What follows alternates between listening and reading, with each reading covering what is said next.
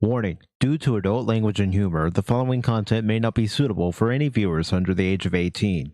Oh Viewer my discretion God, is strongly who the advised. hell The views and opinions cares? expressed during the Oh following my live God, stream or video who the content are hell those of the individual cares? and may not reflect those of others. Thank you.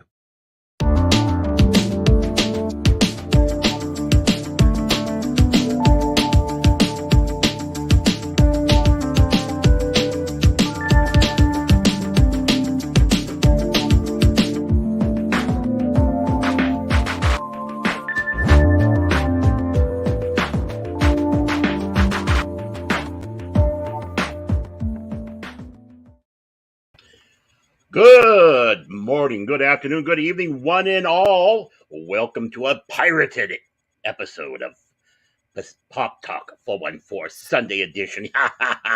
This is what happens when the pirates are sailing the high seas, gain control of the ship, and send the captain off in a dinghy. That's right.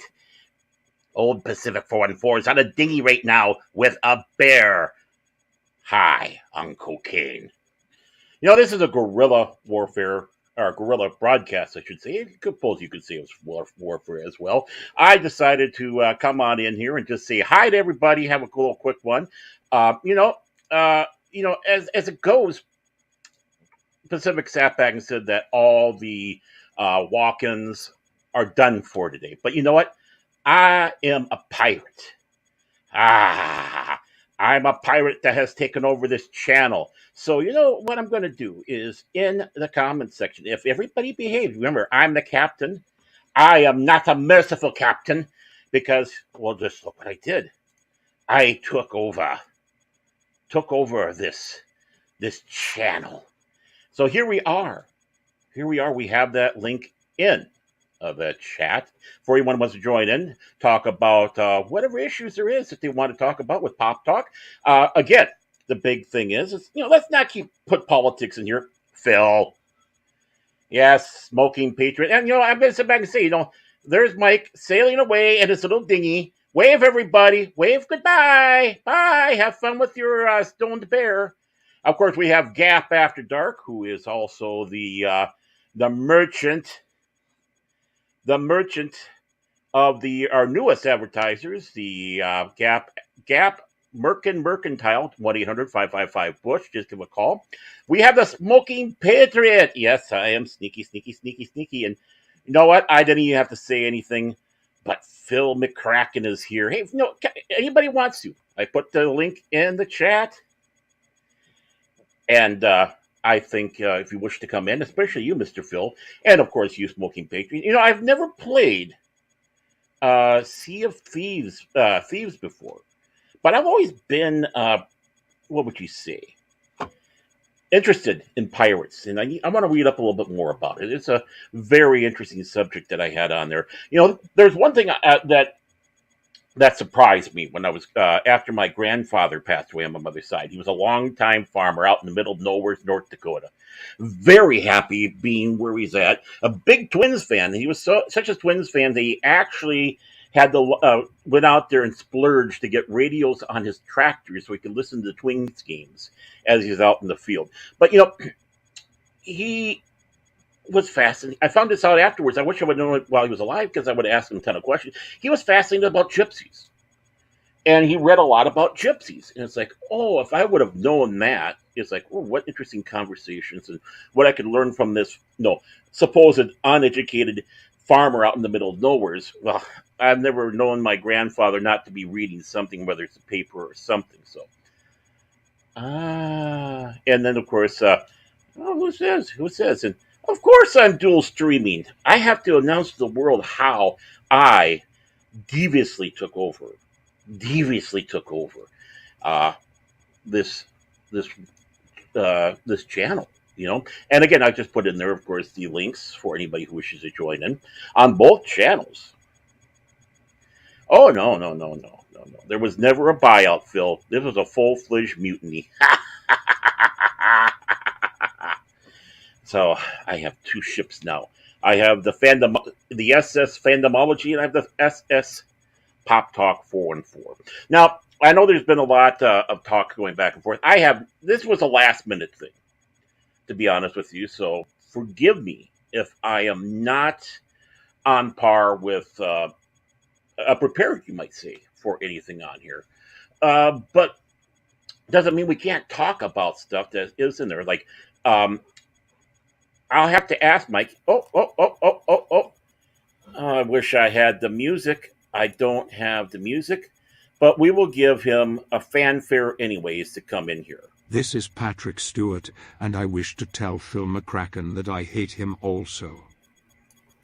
Everybody's favorite troll, the most professional troll there is on YouTube, the man of the other, Tower of Power, Sir Phil McCracken. Phil, how are you? What's going on? Oh, not much at all. Mike's gone off to see Cocaine Bear. I can't wait to hear. I was actually going to go see it on Thursday, and hello, there's Kathy Skywalker. Hi, Kathy. I was going to go see it Thursday, but we got hit with about a foot plus snow over those days. So needless to say, we didn't go. But I'm waiting for him to say what he has to say about Cocaine Bear, because I do want to go out and see it bad. I really do. I first thought that maybe you were taking a page out of the CEO, Matt Shiny Risman, and decided to purchase, and Pop Talk. Yeah, I can see why.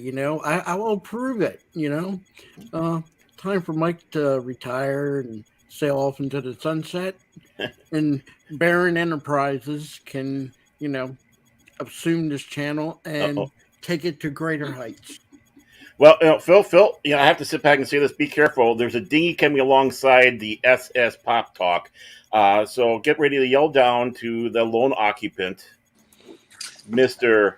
Mike Pacific 4 and 4. The former owner of Pop Talk? Yeah.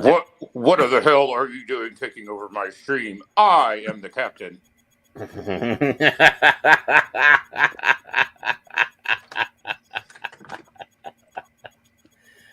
I think we have a doppelganger. So, I'm over here watching Cocaine Bear, and then I got to notice my stream was being hijacked. How were you able to purchase the channel, Baron? What did you use? Coconuts? Pineapples? Seashells. Seashells? Yeah, she sells seashells by the seashore. There you go. Yeah, so. I thought Mike was at Cocaine Bear. Hey, Kathy Skywalker. Yeah, he's going to see it. That's why he wasn't going to do the show. But I thought at the last minute, hey, Mike, I'm going to take over. And he goes, what? And here I am. I love it. Yeah, so it's like Mike is now currently sitting in. I bet you he's sitting there watching the bear getting stoned as he's looking at his phone, going, "Oh, come on! Oh, come on! Oh, come on!" He's trying to get up and get out of the chair, but he's engrossed in Cocaine Bear. But he's seeing this horrible thing that's happening to his channel. Oh my God, I love it when I realized, because I was like, wait a minute, there's not a Pop Talk today. And then all of a sudden I see that and I hear you. I have commandeered this stream. Yep. And I just want to say hi to Dempsey. There are drunk poets here. Yeah, I mean, yeah, it's like, how can people not go Sunday without a Pop Talk? Yes. Honestly. I agree. Hello, Phil. Well, hello there. Mike. Yeah, Mike. That's right. I die every 5 seconds in the game. So what? Wait, so what? 1-800-555-DEAD, right? Yes. And I also am 555 easy mode. Easy mode. Remember, easy rhymes with sleazy. Can't forget that, Yeah, I'm so glad you did this, because I'm a little down in the dumps today, and I was like, there's no Pop Talk for me to listen to. Well, I'm glad we gave you Now, I don't know if this is surreal or not, but we have another dinghy coming alongside of us. Forget me. What the hell is going on here? I'm getting ready to go to the movies, and what do I see? Somebody commandeering my ship. Yep. Arr. How's that little dinghy that you're taking over to see Cocaine Bear as I sail the Pacific 414 and the high seas? Arr. Mutiny. Dinghy, huh? Dinghy, huh? How's I your just dinghy? got one thing to say to you and your co-conspirators. I do. Well, you know what? You can't do anything because you're on the plank. Arr. While I'm here, I still have control. well, the head pirate, the pirate baron, can take over your control. Well, then, this is what I have to say to all of you.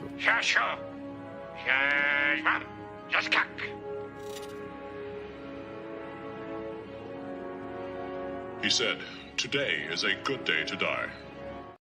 That's not what he said. That's not That's not what he said. He said he wants his pepper steak with teriyaki sauce.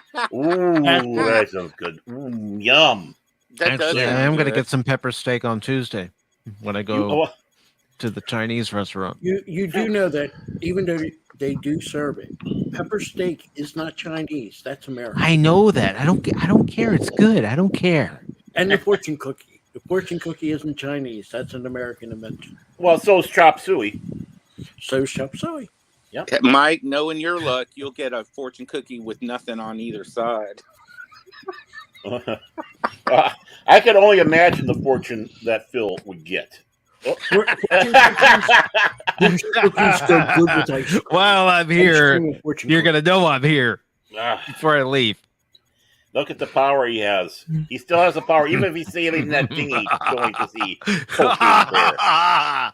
That's right. Do they have a Cocaine Bear popcorn bucket? I don't know. I haven't left for the theater yet, but I'm going to be leaving here in a few minutes. You know, in all seriousness, before you go, I am looking forward to hear what you have to say about it because I do want to see it. Unfortunately, like I said, we had all the snow, so we weren't going to go anyplace. But this is something I'm actually really wanting to see, and so it's a long suffering. I will definitely let you all know. I am going to post a short after I get out of the theater and let you know my honest reaction to it. Yeah, that'll be cool. Everybody that I saw it said they really liked it. I hope you enjoy it. I would like to go see it, but I just have this thing about going to movie theaters since the Colorado thing, so I just don't like to go to theaters. But I am going to get a Cocaine Bear Funko Pop. They have one. We got one? Oh my God! Yes, they I gotta do. look for it. It's the first R-rated Funko Pop they've ever had. Well, didn't they do Deadpool? Well, yeah, but this one's kind of, this one's freaking hilarious. They got one with blood coming out of his mouth, and then they got one with a cocaine brick in his mouth. I'm gonna get me one. Well, guys, have a good show, and if you're still on when I get back from the movies, I'll hop back in. Yeah, It's please nice do. to see the former owner of PopTalk pop in.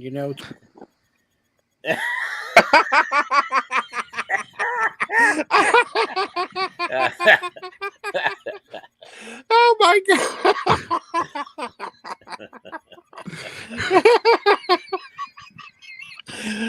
Oh my god! Poor You Phil. speak like a Romulan, Phil McCracken. Oh my god! And I'm gonna behave today.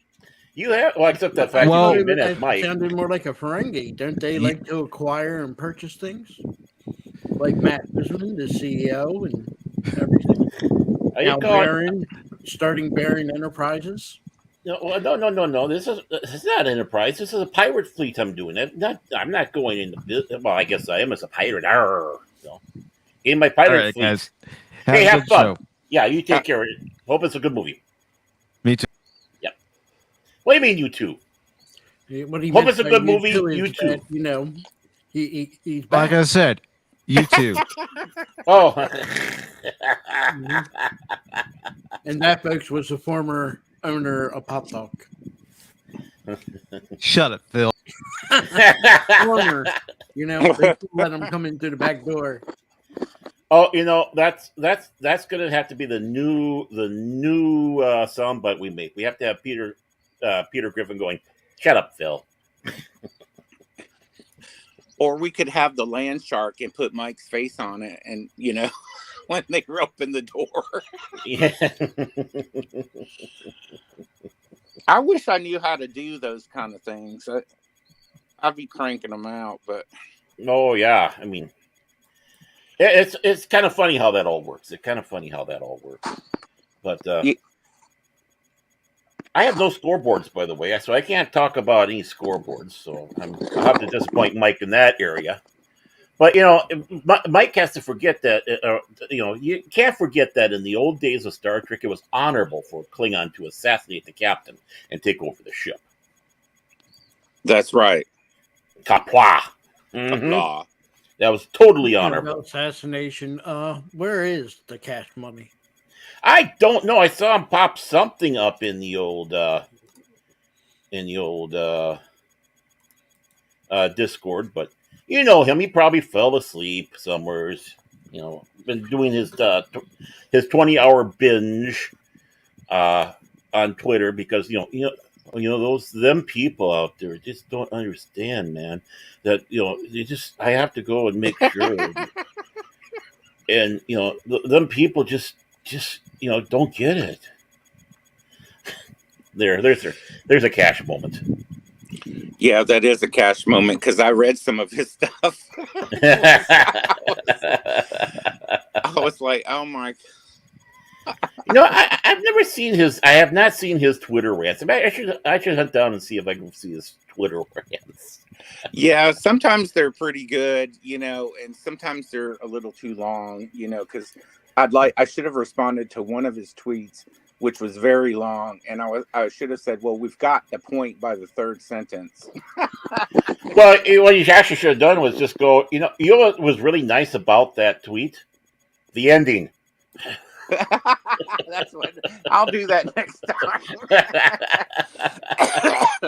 I barely get on Twitter anymore because I don't know. It's changed, but then on the other hand, it's still the same. Does that make sense? I guess. I don't know. I'm still waking up. It's Sunday. Oh. Well, I bet. Yeah. Oh my gosh! My cats woke me up at 4, 6, 8, and 10. I was trying to keep on going back to sleep. It doesn't work. You know that. Not with cats. No, and then they like to come sit on you on your chest while you're trying to sleep, and I'm like, no, thank you. Or your face. Mm-hmm. Well, actually, I got dogs that like to do that, especially a dachshund. She loves to get into your face, but I have a CPAP mask, so she doesn't like it, so that saves me from that. Yeah, I have that too, but they don't care. None of my animals like the CPAP, so I never had to worry about that with the animals. So I've got to get a new one. Yeah. I just, when you first get them, they're a pain in the butt to get used to, having something strapped around your face. And, it's just like, Martin, how are you doing? He is the untrained monkey that is over at Pop Culture Minefield.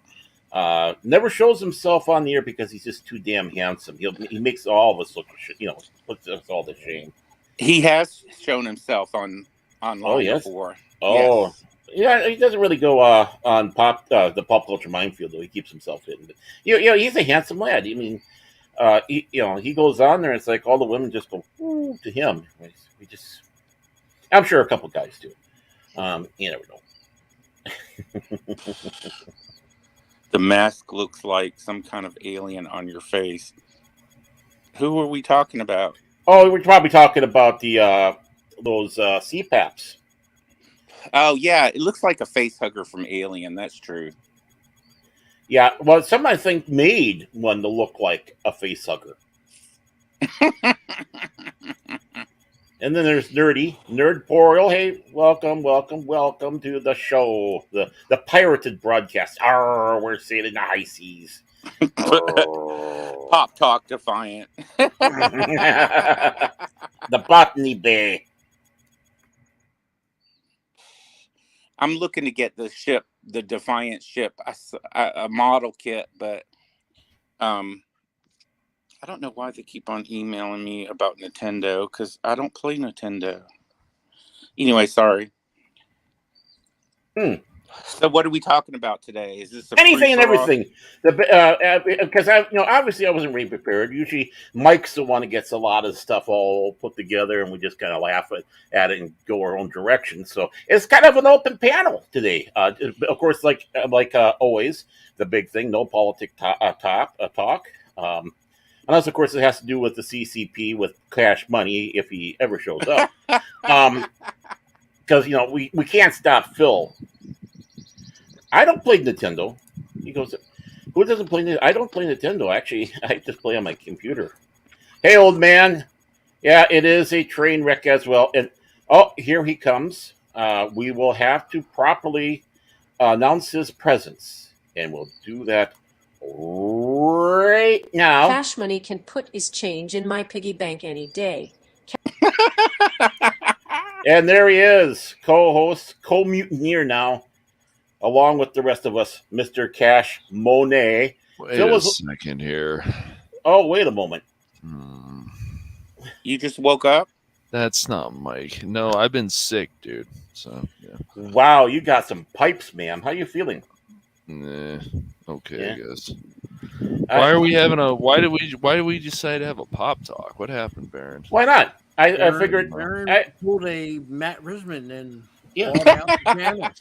I took over. It's like, Baron Enterprises. He's buying YouTube channels. He's competing with the RBN network. Well, I know he has the power to do it. So. well, I mean, how did you get sick in less than a day? From all those tweets he's been putting out. Somebody went to a convention recently and unfortunately brought home a cold. It's not COVID though. So. Yeah, either that or taking that 9-iron outside and chasing them hooligans. Yeah, I get those little. Yep, I gave him the Clint Eastwood stare. You should have tried a putter. You wouldn't have been intimidating using a putter instead of a 9-iron. I didn't actually chase any kids. That's horrible. Well, listen to him. He can't chase any kids right now. He can barely sit up. It's just like. Oh, he can. He can chase them down, sneeze on them, and get them sick. Oh, there we go. There we go. But then again, most kids, they tend to be germ infected anyway, so does it really matter? Very true. Oh yeah, tell me about it. Oh God, 100% true. You know something horrible that happened during the height of COVID? One girl came out of Walmart and coughed on my mom. Oh no! In front of her face, but she didn't get it though, thank God. But yeah, but when somebody goes to a place like a convention, gaming convention or something, there's always germs around, and then people don't realize they're sick or don't care, and so then it starts spreading. Or haven't washed for a month, You sound like a real man, Cash. Damn, I knew I forgot. I am all real Thank you man. for reminding me. It's my monthly bath time. Always. Oh, it is. Oh, monthly bath time. Yeah, it sounds like you dropped another testicle there, Cash. Very manly now. Very too many testicles. Yes. Mm-hmm. Yes. And of course, there's Joker Voice. Hey, Joker Voice. Welcome to the show. So one of the funniest things that I saw recently, of course, is how upset Meghan Markle and Harry are. That's hilarious. Over that South Park episode's great.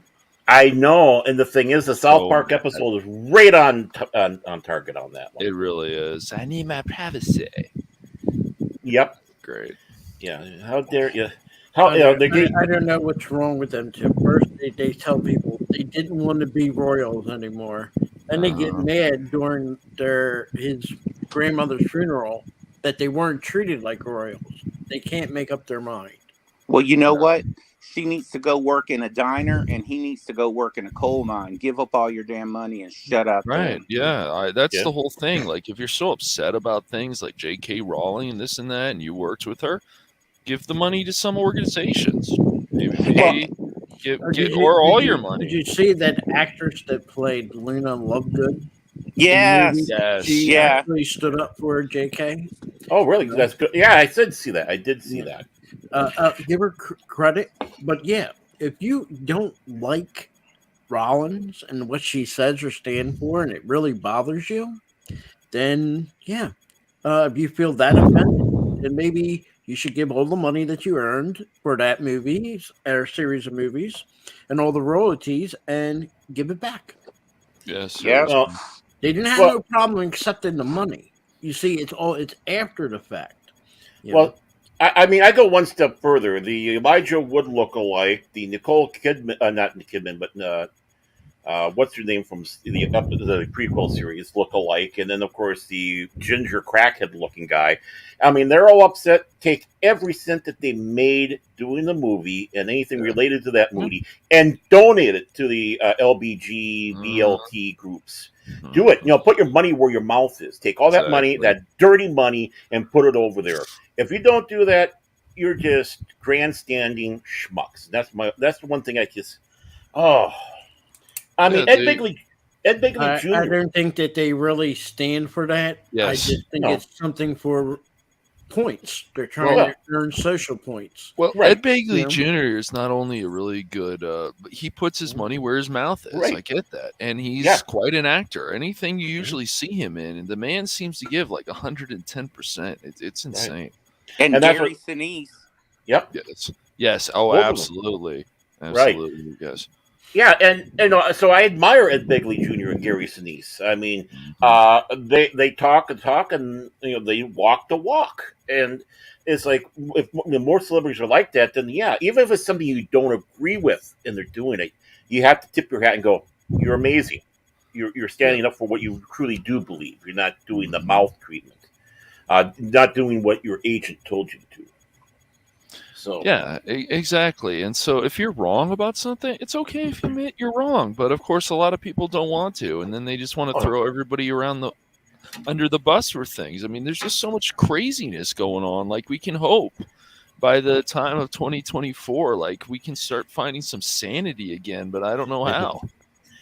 Well, yeah, I don't know how, but I just saw the box office drop for Ant-Man and Wasquania. It's like 72% or something. 82%. First week, right? Oh my goodness! Cocaine Bear is number one.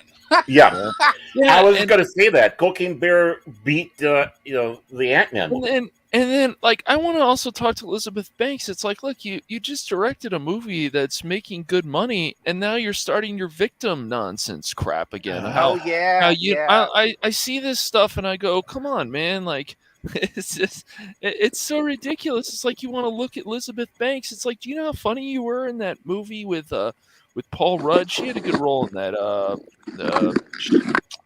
I can't think of. Jane Lynch was in it too. It was a very Role Model. Role Models was very funny. She had a good role in Role Models, and it's like, what do you mean people wouldn't work with you? It's like, look, one of your projects was you thought it was a good idea to actually reboot Charlie's Angels. Wow. You ruined it. The second movie wasn't even that good. Like, the first movie was good, and they should have just stopped there. And then they're like, oh, well, we made a good amount of money, so let's keep going. It's like, here we go again with this. What's up with Hollywood? I mean, that's been through the ages with Hollywood. Yes. But that's why we got stuff like Caddyshack 2 and Airplane 2 and stuff. So, okay, don't diss Caddyshack 2 because Bill McCracken will say, along with another sequel, Star Trek 5, greatest films ever. That movie. I still we have to have that watch party on Discord there of the MST3K version of Star Trek 5. That's the only way you can watch it. Is that the one those two guys making fun of it? Yeah. They made it look like it was Mystery Science Theater 3000, but it's a fan-made film from Seattle, Washington, almost 25, 30 years ago. Wow. Yeah, they did that, and they did Highlander 2 as well. Not the Renegade version, because that wasn't out at the time. So, I haven't seen the Highlander 2 one yet. Yeah, I've had the disc for I don't know how long, and I still haven't seen it. I need to watch that one. That'd be a fun one to do as well. Now on Discord, is that the weird chat functions they have on there? I can't remember if I had a Discord before. Well, I found anything that is social media has weird chat things. Yeah, it does. No, Discord is you can make your own channel, then you can stream in there. You can do all kinds of cool things. Yeah. Pacific 414 has one. I have one. I just haven't really done much with it yet because I'm still growing. I'm just the Phantom Hooligans. Yeah, the hooligans. Nice try, Baron. I tried. You mean hooligan? Because there's only one. There's more. You just haven't seen it. I just got to weasel my way into that group too, and before you know it, I'll be running it. I'll be just I'm waiting. I'll be dead by the time you have a hooligans you invited me on to. Oh no, you won't be. When we have a good topic, I'll let you know, Gap. Oh, your tweets. There's been plenty of good topics. You've been on it. Yeah. And like Baron said earlier, the best part of your tweets is the ending. Oh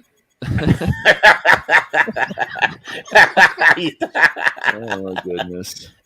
But no, I think some of the other Phantom Hooligans were saying we should do they want to do a stream a panel on Andor, so maybe I'll wait. There's more Phantom Hooligans? Oh yes, you just haven't seen that. Yep. When people are busy with stuff, the band has always been back together. It's not like Bruce Brothers. So is that going to be Matt Shiny Risman coming back? He might be around, yeah. You never know. And just want to say hi to, I don't know how to pronounce this. I know Mike had a problem with that last time, so please forgive me. Real Wild Nation Gaming Clips. What's up, Real?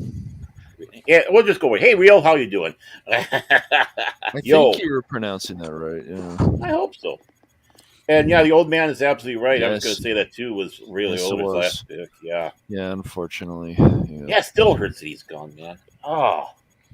Well, then there's, I'm waiting for Cash to do his gaming stream. He's supposed to do another attempt at that ripoff. Saints Row. Oh, I will be. I can't wait. That ripoff for Grand Theft Auto. Yeah, it's something. Well, Saints Row is a little bit different than Grand Theft Auto, a little bit. Yeah, but you can't drive in either one. You haven't seen me driving Grand Theft Auto, Gap. Nice try. I am not even going to criticize Cash on that because I can't drive in these games. I tried doing it with that Mad Max game. I love that game, but I drive like shit. Yeah, no, it's fun. It is fun to crash into things, but you don't always have to.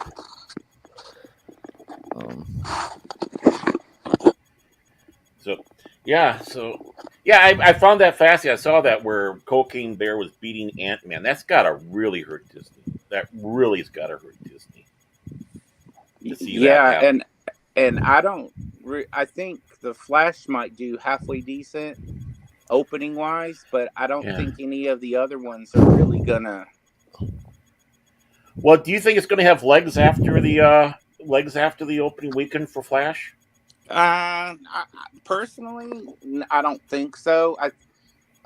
Unless people rave or the rabid Michael Keaton peeps or just want to see him for how many ever minutes he's in it, and they want to see him again. Because I know I'm hyped up for it, but I don't want to spend money because I can't let go of Ezra's shenanigans, right? And because they're beyond forgiving, and there's no apology, there's no nothing.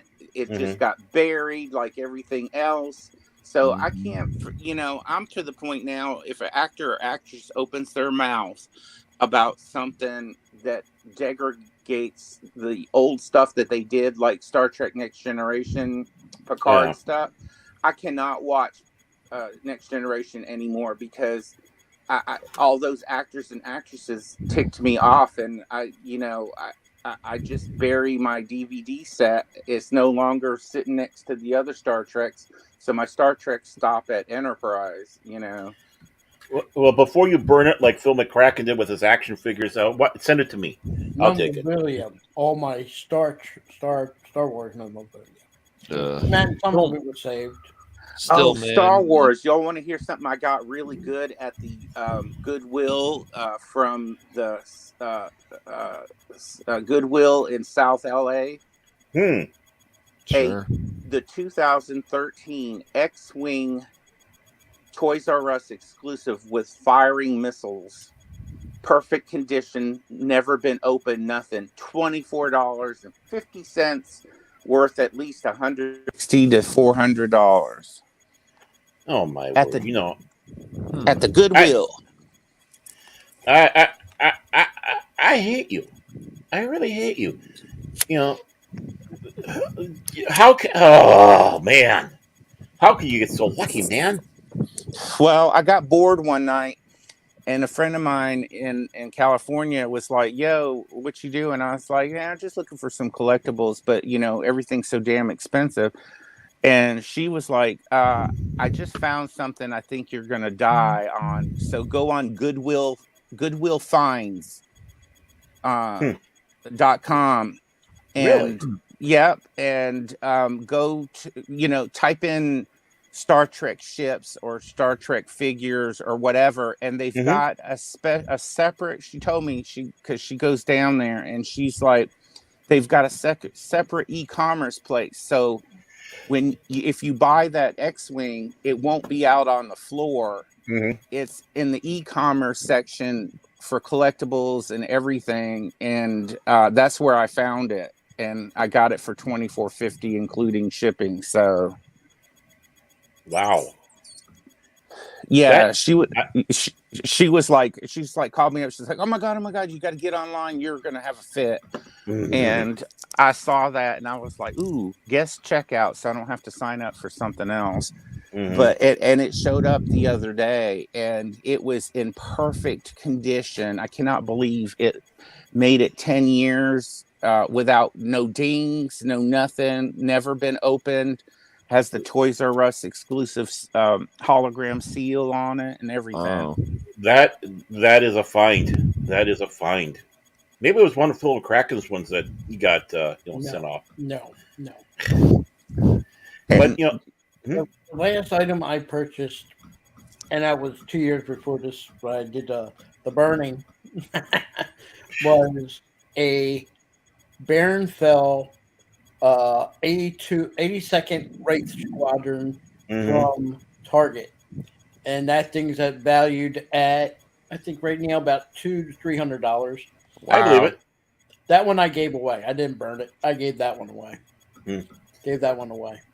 Wow. That and when they had that 25th anniversary, when they were releasing all the action figures with the coin. Yeah. Dark Raven. I have a Darth Raven that I gave away. What? That didn't get burned, but all the rest pretty much, except for the Star Wars Monopoly, new and sealed, never been opened, that I didn't burn.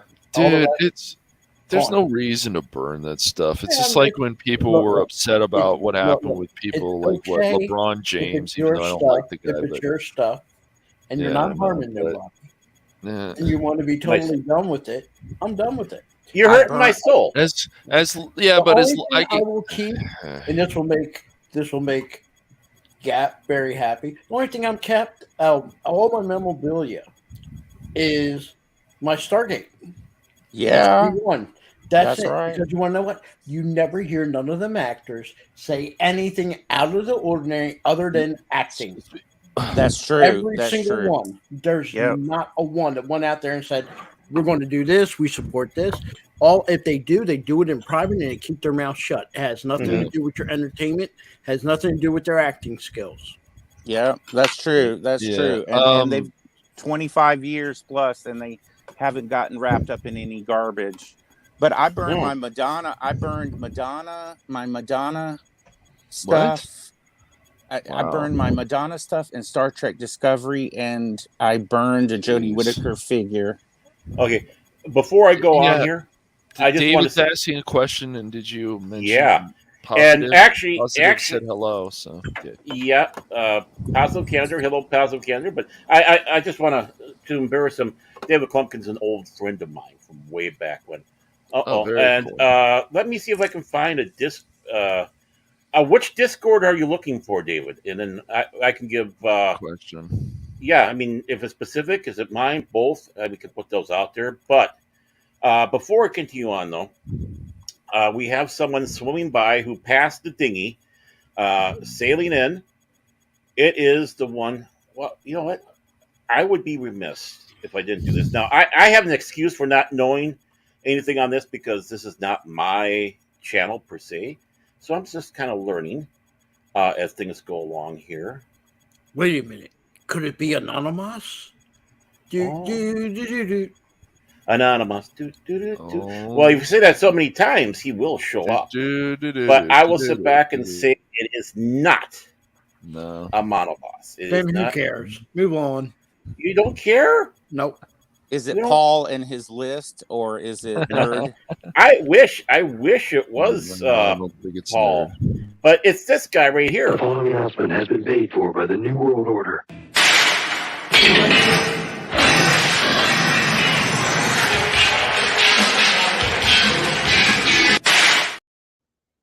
Oh, it's him. Yep. Where's my $72? Or I'm coming for your shoes and socks. Sue me. I'm going to sue you. I'm going to take your shoes and socks right off when you walk out the door, right there on the street in front of everybody. Sue me. Hail, the gang is all here, it looks like, except for the deposed dictator, Doc Pop. He ain't no dictator. He's been replaced, he's been fired, he's been bought out, however you want to call it. He's been retired, forced retirement. He's deposed. He's deposed. He's done. Mm-hmm. He's nailed. He's like the McDonald's brothers in the McDonald's movie about McDonald's. They just gave the name and they don't own nothing. Yeah, that's true. That's true. He is. Yeah. And Baron Enterprises is going to go up there, rival Matt Risman on YouTube. You know. Who knows who's next? Maybe you might buy out you and them hooligans. Well, hey, we can make a deal. I can go from owner to worker as long as the deal is good enough for me. Hey, you when was the last time? When's the last time you had a live stream? I know I missed a couple of myself, but last week. Last week, we did live stream.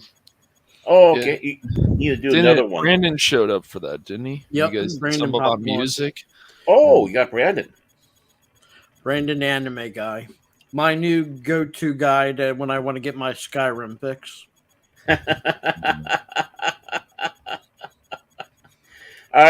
Has Paul let you down? It's okay. It's okay. When Brandon ain't on, I go and do my Hogwarts, and on certain nights, my friend hosts his iRacing, and I go watch his iRacing. I like the iRacing. Won't play it, but I like it. You know. So I just want to sit back and say, first of all, I'm putting my Discord link in the chat. There we go. There we go. And that should be going everywhere. That's for Baron Ormantag's Fandomology. I should probably try this. I don't know if I can do. I don't know if I can. You know, with that title, you technically, without doing anything, practically bought half a ball. You know, you just, you know, you're almost in there for a mass, you know, buyout. What's left? We haven't heard from Paul. Paul's been MIA for a week or so. Yeah, I was going to ask. I haven't seen Paul in a while, and I'm also going to put 414 in the Discord channel. There we go. That should make Mike happy. Where has he gone? I don't know what Cash Money's done to Paul. I think, you know. Did he half-eye him? I don't know. No. I guess the word easy mode came up too many times. The new victim is a gentleman that decides that he's going to preach about Do you play your game? Yeah, damn right. I play my games on easy mode. Let's not go there. I have a family, and I have work, just like anybody else on YouTube practically does, and they never use that as an excuse. Sorry, well, it's there's an excuse to play. I mean, on easy mode. there's more than probably Paul and some other people who play games on easy mode. Yeah, Coach. Does he? I don't know. He He did play Diablo 2 Resurrected. I don't They get think into a game and they can't beat it, and they get stuck, and then they go, "Oh, let me try to go to easy mode," only to discover that game doesn't have a setting for right. easy mode. So then it's not. If you say you're only going to play your games on easy mode, it's like, yeah, but if you're playing a game that doesn't have any easy mode, then you're stuck because the game's just going to get challenging. Well, what's embarrassing is if you die as many times as Mike does on regular mode and easy mode. Silence, Baron. Silence. Well, I mean, I'm a lousy gamer, so I mean, games like Evil Dead, people are supposed to die like a ton of times. Yeah. Especially if you don't, you've got to get the better build and stuff, and you're fighting these bosses and you're playing on normal, and the game is supposed to be challenging. I mean, if you just go through it, this is just my feeling. If you just go through it and you didn't really challenge yourself, it just seems to me like a waste. People can do that. Playing a cheat and they put God mode on. Right. It's like, why? Easy why mode. play the game? The only purpose of God mode in a game was the developers use it to test the game out. But it's not for you to play the entire game on God mode or easy mode. Easy mode, like, only reason I can see it is if you're playing the game for the first time and you're learning the game. And then by within a day or two, you should be off easy mode and at least be on normal. Well, it's just right, but it's just funny because people are playing these Mario games and there's not an easy mode for them. They get challenging, they get a little bit easier, and then they get challenging again. And I don't really see a reason that people want to play on easy mode. Normal mode is just fine. It's like going to a baseball game and instead of having a pitcher, they put the T-ball up.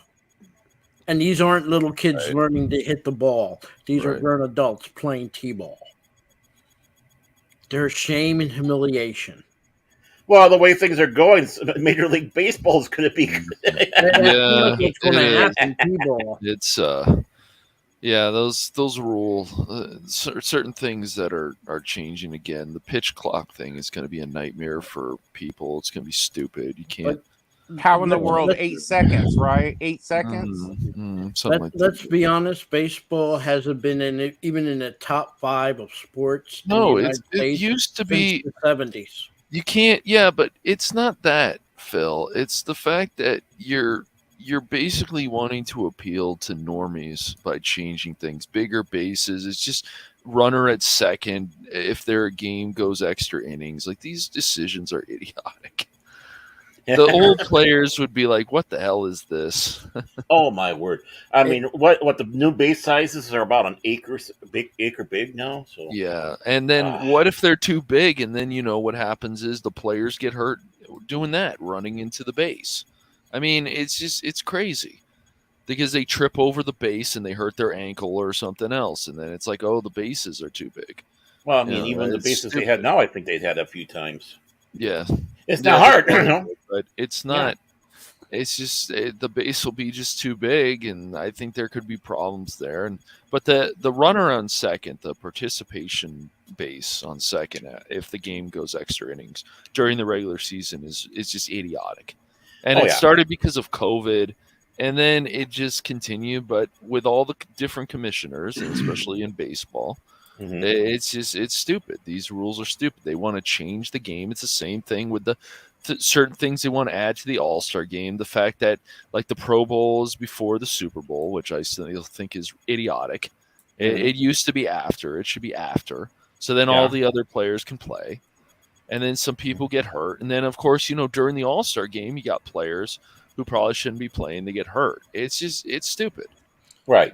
as It's far as the very dumb. football with the Pro Bowl, the most stupidest thing was for a couple years, you didn't have AFC versus NFC, which was Right. classic. They Yes. start mixing True. them up, True. which was Yes, they did. stupid. Yes, they And did. then they start doing, what was that one they had where somebody, a previous Hall of Famers coaching the team? No. Yeah. They I need to know. go back to the classic Pro Bowl. They did have certain rules. You couldn't run a dime formation on defense. Mhm. But they should go back to their old Pro Bowl rules, and the Pro Bowl should be a week after the Super Bowl, like it used to be. Yeah. It's never going to be popular. That's Right. the thing. You might get diehard football fans, Yep. but you'll never have it where it's a popular like a regular season or a playoff game. It's more popular than you would say. What do you call them? Pre games. The Oh yeah, But they went from 4 down to 3, so they Mhm. can take a week away and add it to a 17-game schedule, which I think is stupid. I don't like the 17-game schedule.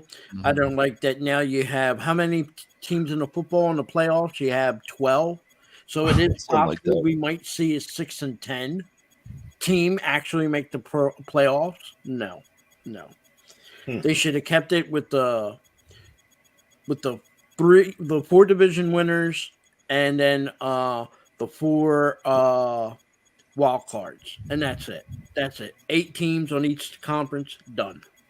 Baseball, I don't even think there's a way to help baseball.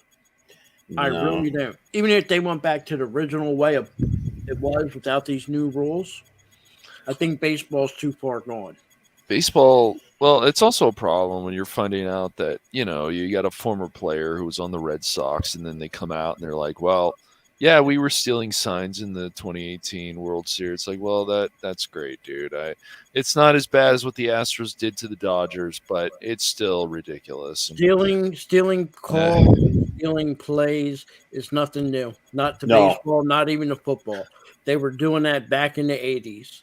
That Yeah. was one of the reasons. I just- Every time I knew for a fact the Giants used to open, like it's windy at that old stadium. I can't think of the name of it. Mhm. Giant Ivy. Stadium. And they would open the doors if the one team is kicking in that direction, so the chances of missing a field goal was higher. And they would close it when they're kicking the field goal when they switch sides. They were notorious for that. They were notorious even before what's his name, the coach of the Patriots, when he was under Bill Parcells. Bill Parcells was sending people to the other team's practices so he could try to get the Oh yeah, incremental no, gains. I can see that. It's just it's just like the 2017 where the Dodgers actually got screwed, and not other teams, but it was worse for the Dodgers because they're in the World Series. They should have won in 6 games, whatever. But with the stealings of the sign of the, it's like, yeah, dude. Well, you're a Dodger. You've been for at least a few years, Mookie Betts, and it's like you feel bad about it. Well, it's just aggravating, and it just shows that the game needs to be it needs to be fixed, but I don't know how it can be because you got Manfart in there, and Manfart's gonna just keep doing these stupid things. So. Don't say fart I with critter know, around here. I know. Old man's got a suggestion. I missed the old man's suggestion. Let's take a look at old man. I like. Isn't that still a thing around? I don't know. I don't think it is. Now Did it's the puppy they get rid of that? people. I think they have. Right, yeah. right. They And did. they during went the out Super at the Bowl, same yeah. time as the indoor arena football league went out. Well, look at what they've done to like stuff like Victoria's Secret. It's just crazy. I don't know. What about the XFL? I just can't That's get not into doing that. good, is it? At least I don't think so. I would be surprised, but Yeah, I was wondering how the XFL 2.0 was going. yeah. I originally did like the XFL, the original. Yeah, it had a pretty good. It had concept, some good yeah. rules that I liked that wasn't in the NFL. Mhm. But the NFL is too big that you can't take that on. Even if they're losing in popularity, which they have, Yeah. It's no matter what, you're just not going to be able to break that. You know. Well, the NFL can be scummy. Do you remember that show that was so good on ESPN called Playmakers? That show was amazing. Dude, I And haven't they watched were ESPN since uh, 1998, I and I understand. have no desire to watch ESPN. It's all If right. you want your brain melted, you watch that after you watch CNN. Okay, you know, it tells you how bad CNN is when they have to take announcers and use them on regular newscasts. Mr. Keith Overman, that guy. Well, yeah, he's. He was a bad announcer and a bad news anchor. Oh well, ESPN still has their problems, but they still show college basketball and stuff. There's some good things about ESPN, like Scott Van Pelt. And I'm but not glad you much. brought that up. The justice of all these colleges making I money, know. football and basketball mainly, Yeah. and then kids are not getting paid. These colleges are making They're billions, not now millions, making billions. They now can get money though. So Yeah. I don't know Well- how it's gonna work, because what's gonna happen, I really believe, in the future is volleyball. Say the women's volleyball or women's swimming or whatever. But look, aren't we supposed to get paid as much as the men? Our Mhm. sport is just as important, and I just think that whole thing is going to become very crazy. I think the Well, best it thing hasn't they can gone do there is yet, but- Deduct the money off of their college tuition. Mhm. That's probably be the best thing, and just have a plain athlete payment. That means no matter what game you're playing as an athlete, you get, let's say, $20,000. Well, first of all, let's not kid ourselves. You know, these high school footballers are already getting something under the table. They are getting, things. Basically, the reason why they talk about paying is because they know that the corruption's already there. They have these guys going to the college, having people go and take classes for them, do their tests for them, and be treated like kings and kings amongst paupers at these colleges, especially the big colleges, because they want to, their alumni, they're more interested in sports than actual education. So, I mean, it's just legitimizing what's already been going on.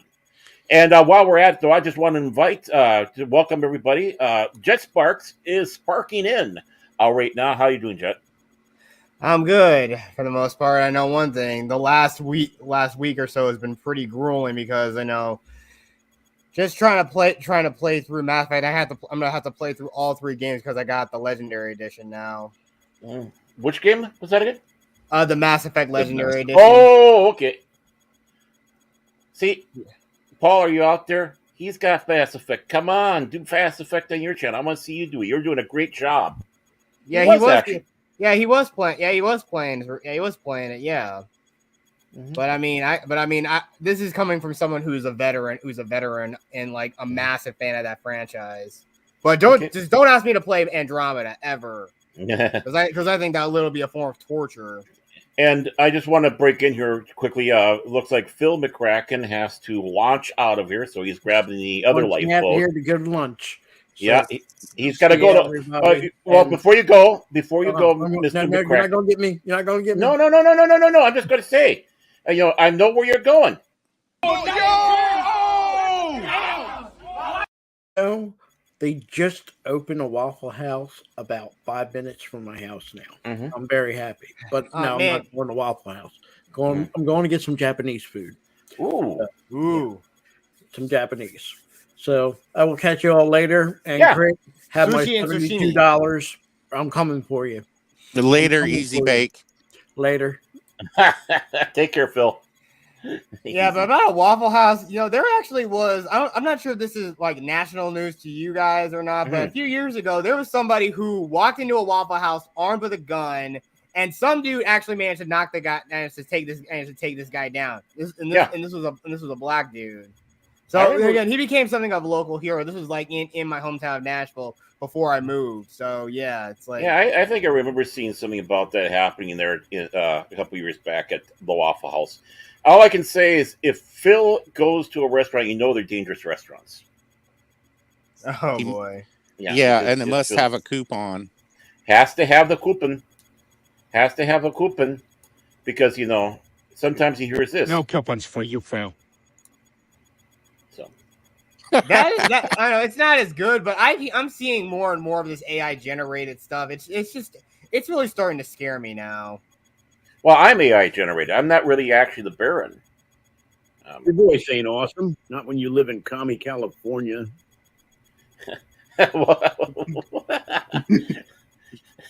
Welcome back, Phil.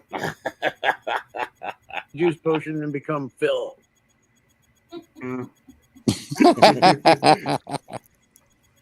But yeah, you're right about that, Jet. That can be pretty scary out there because you can have someone do something, make it sound like someone said something untoward or whatever, and get it out there on viral. And they did what they did with the president. Mm-hmm. I think there's even one out there of Jordan Peterson out there somewhere. Mm-hmm. So yeah. But a couple of those were absolutely. Well, I know the one they did with the president was absolute satire. You could tell it wasn't, even though the fake checkers tagged somebody. I saw it on Facebook and they said this video is not true or whatever, and what's go in there. It's like, this is a satire one. Come on, you morons. Yeah, and the same thing goes with another thing though. Yes. The fact that you can deep fake something. Somebody tried to deep fake Tom Cruise out there, and of course, one of the second greatest musicians of the 21st century, at least in his mind, Justin Bieber, thought it was real. What a dipshit.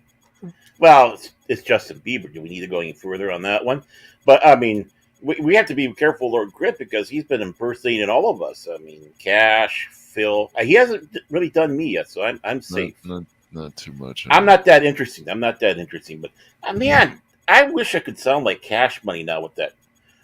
He's got that deep voice, girls. Ladies, come on up here. This is the Cash Money. That's right. I'll be happy to give you my cold then, Baron. No, I don't want the cold. I want the voice. I don't want the cold. Come on.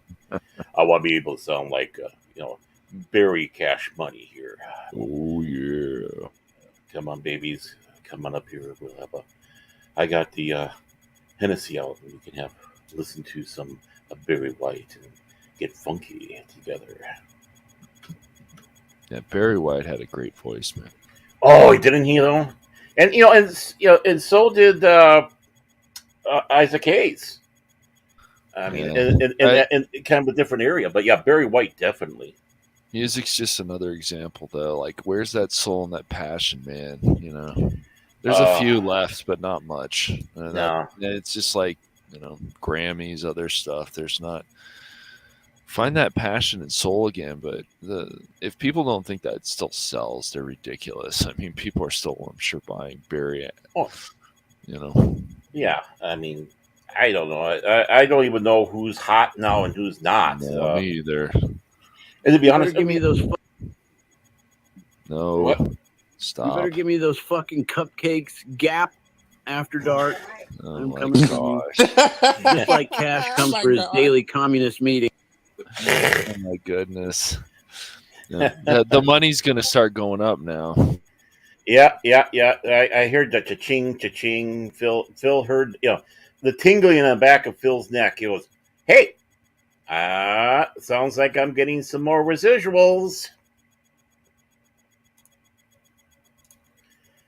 Oh, but yeah, I mean, where is that? I mean, now what Lizzo? I mean, I only know about Lizzo because they're making such a big deal about her. Yeah, and then who's that? Rihanna, because she did some horrible. And then there's there's a Steve Smith or Sam Smith or. Yeah, I don't know. I'm seeing those things, but it's ironic though. Everybody's always just trying to trying to do something shocking and something weird. And then again, we saw that dude Harry Styles of One Direction. He's been wearing dresses and skirts and stuff like that. And that's because of manly. The only reason why the dude's acting like that is I think he's been whacked in the balls one too many times by his fans. Wow. People just randomly throwing crap at the boy bands, and like Harry Styles has been nailed in the balls one too many times. And that's the reason why. I think he got hit so much. I think they practically just fell off. Wow. I mean, that's the way I'm seeing it. Well, but Cash found a third one. That's why he's got that voice. Yeah, you go sit in the corner, Baron. Well, yeah. Well, we got even more than that. Attention, everyone! Pacific 4 is in the theater. He is watching. Yeah, he's going to be watching Cocaine Bear and listening into us to make sure that we are behaving. We're not. No. You know, it's amazing. Phil goes out to eat, but yet he still has to comment in the chat. I want to go see Jesus Revolution. I don't know. What's Jesus Revolution? I have to feign ignorance here. Well, it's a religious film, but it's actually the title kind of confuses you, but it's actually the Jesus movement in the 60s. Yeah, that's the one. The movie has Kelsey Grammer in it, right? That's the one. Yeah. Yeah. Okay, I know which one you're talking about. Yeah. And chaos has entered the chat. Mm-hmm. That's chaos, Pit Viper. You know, people, grab a name, stay with it. I mean, with inflation, Cash Money is going to have to change his name to something else. But whatever. I don't buy into this nonsense. Yeah, but yes, inflation is a big problem, and hopefully it'll get better soon. Hopefully. Well, gotta buy that silver and gold from Walmart. They got those little strips things. Then you can go to silver and gold. Eventually, we're gonna have to default on the dead because, again, there's some people already saying that eventually it's gonna happen, or probably sooner than later. I'd say, yeah, you should invest in you probably should invest in stuff like gold and silver. Don't invest in like crypto or anything like that. Well, our pseudo Doc Pop that came in with his stealth dinghy has to go. So, you have anything to say before you go there, Mr. Gap? Cocaine Bear.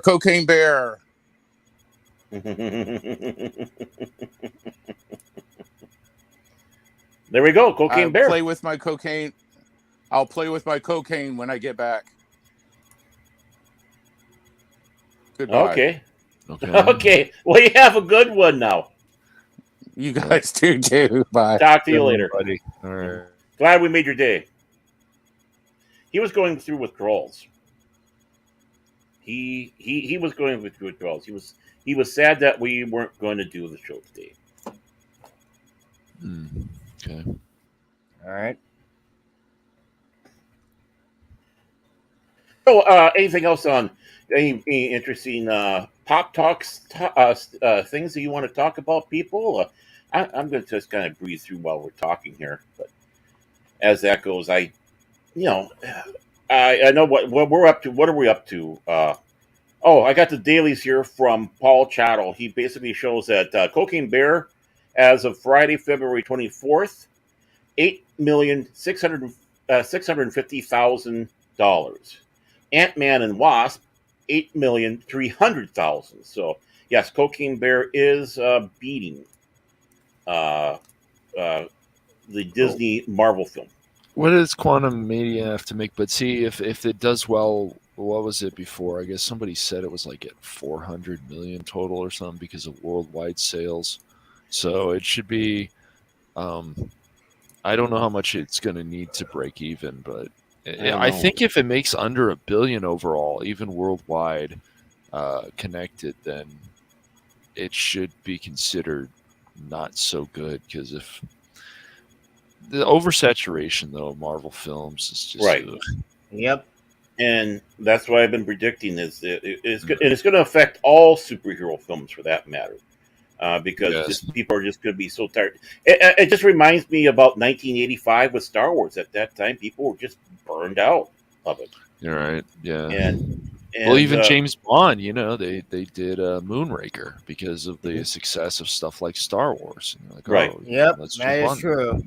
But again, that was the one series that really went off the rails, and why people see more as one of the more comical James Bond. But it's crazy. He had a lot more chances to shine. In fact, I think he's the only Bond who's had the most appearance, who's had the most films done next to Connery.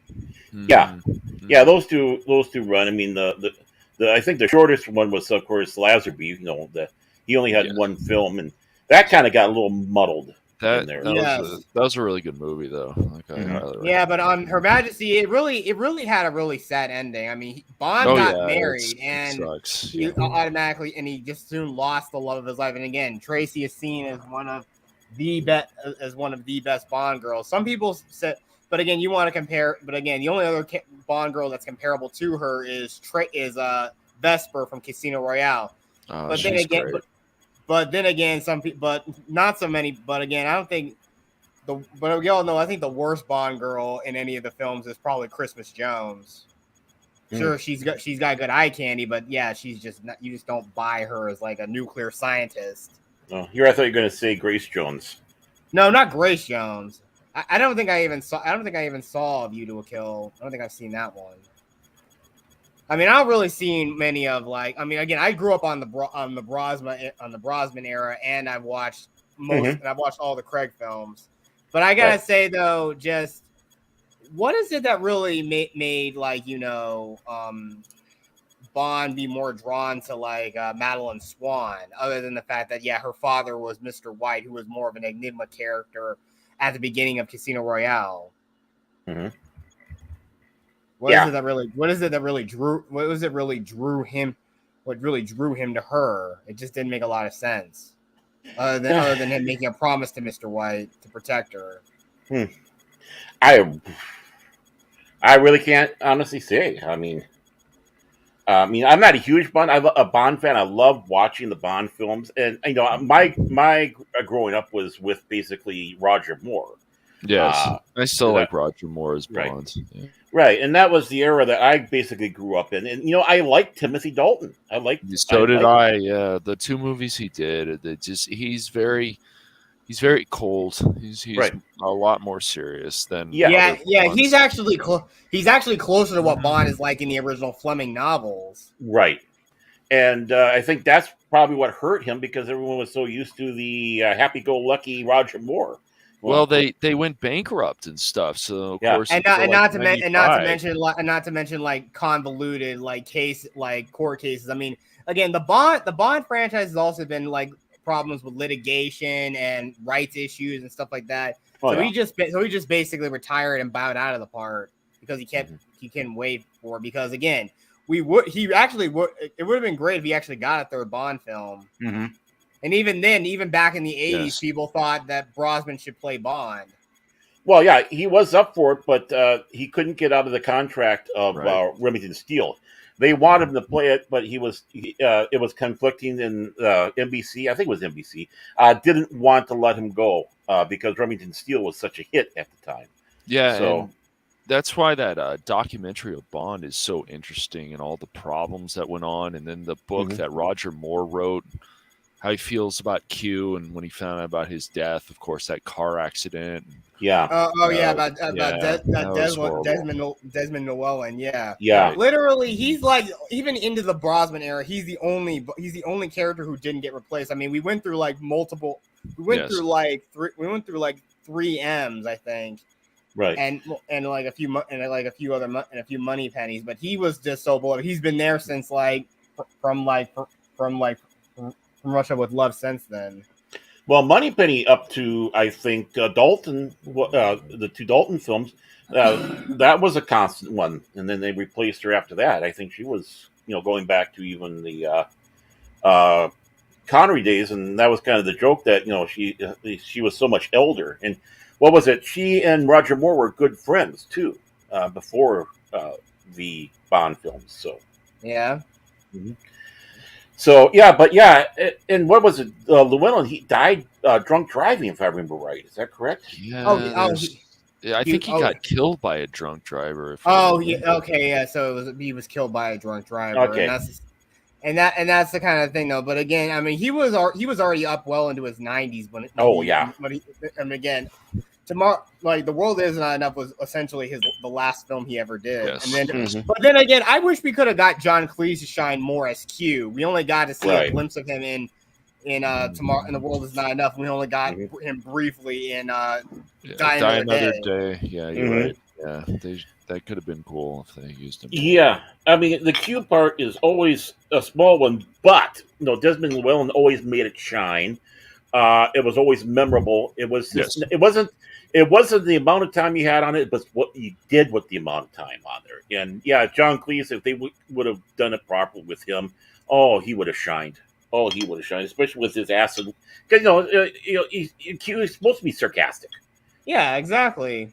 I mean, and John Cleese, he's never been sarcastic, has he? Never in a million years. But wait, he's from Monty Python, so you expect him to be like bring that sort of wit and charm to the role. Mm-hmm. Well, but the thing is, he also had more than just that. He had it's finally the 1948 show, was where he and a few others, chewed their teeth going there. Worked with Marty Feldman on that one. They had the book sketch that they had on there on that show, which was pretty funny. So I mean, John Cleese had a lot of eclectic interchanges with so many others, future Python stars and such, and of course Faulty Towers. Look at him with Faulty Towers. Yeah. Now, you have to remember also that John Cleese was not necessarily a big fan of Monty Python. He left that last year because he thought Monty Python was just too damn stupid. He thought most of the stuff was garbage, and that's why he left for that last season. And in some ways, he's kind of right, because when Monty Python flopped, they flopped big time in their sketches. But when they did it right, those are the ones that, we all go out there and talk a lot about. The Parrot sketch or Spam or the Lumberjack song or any of that. Or if you go into the movies, the lines that you have in Holy Grail or even The Meaning of Life or Life of Brian, where they get the opportunity for all of them to be able to shine with their witticism. But, Monty Python, in my opinion, I know it's an unpopular opinion, but there was a lot of misses on the show, on the TV show. And John Cleese even made comment about that, the reason why he left. But John Cleese still holds the record for being the tallest little Austrian from World War II, little Austrian corporal in that one sketch, which I found absolutely hysterical. But I guess people don't find that anymore because it has to do with the mean little Austrian corporal. Well, again, it's always that crazy thing you always talk about, like I said, I know since I'm a writer and I think one story I'm writing does sort of reflect the idea of like the butterfly effect.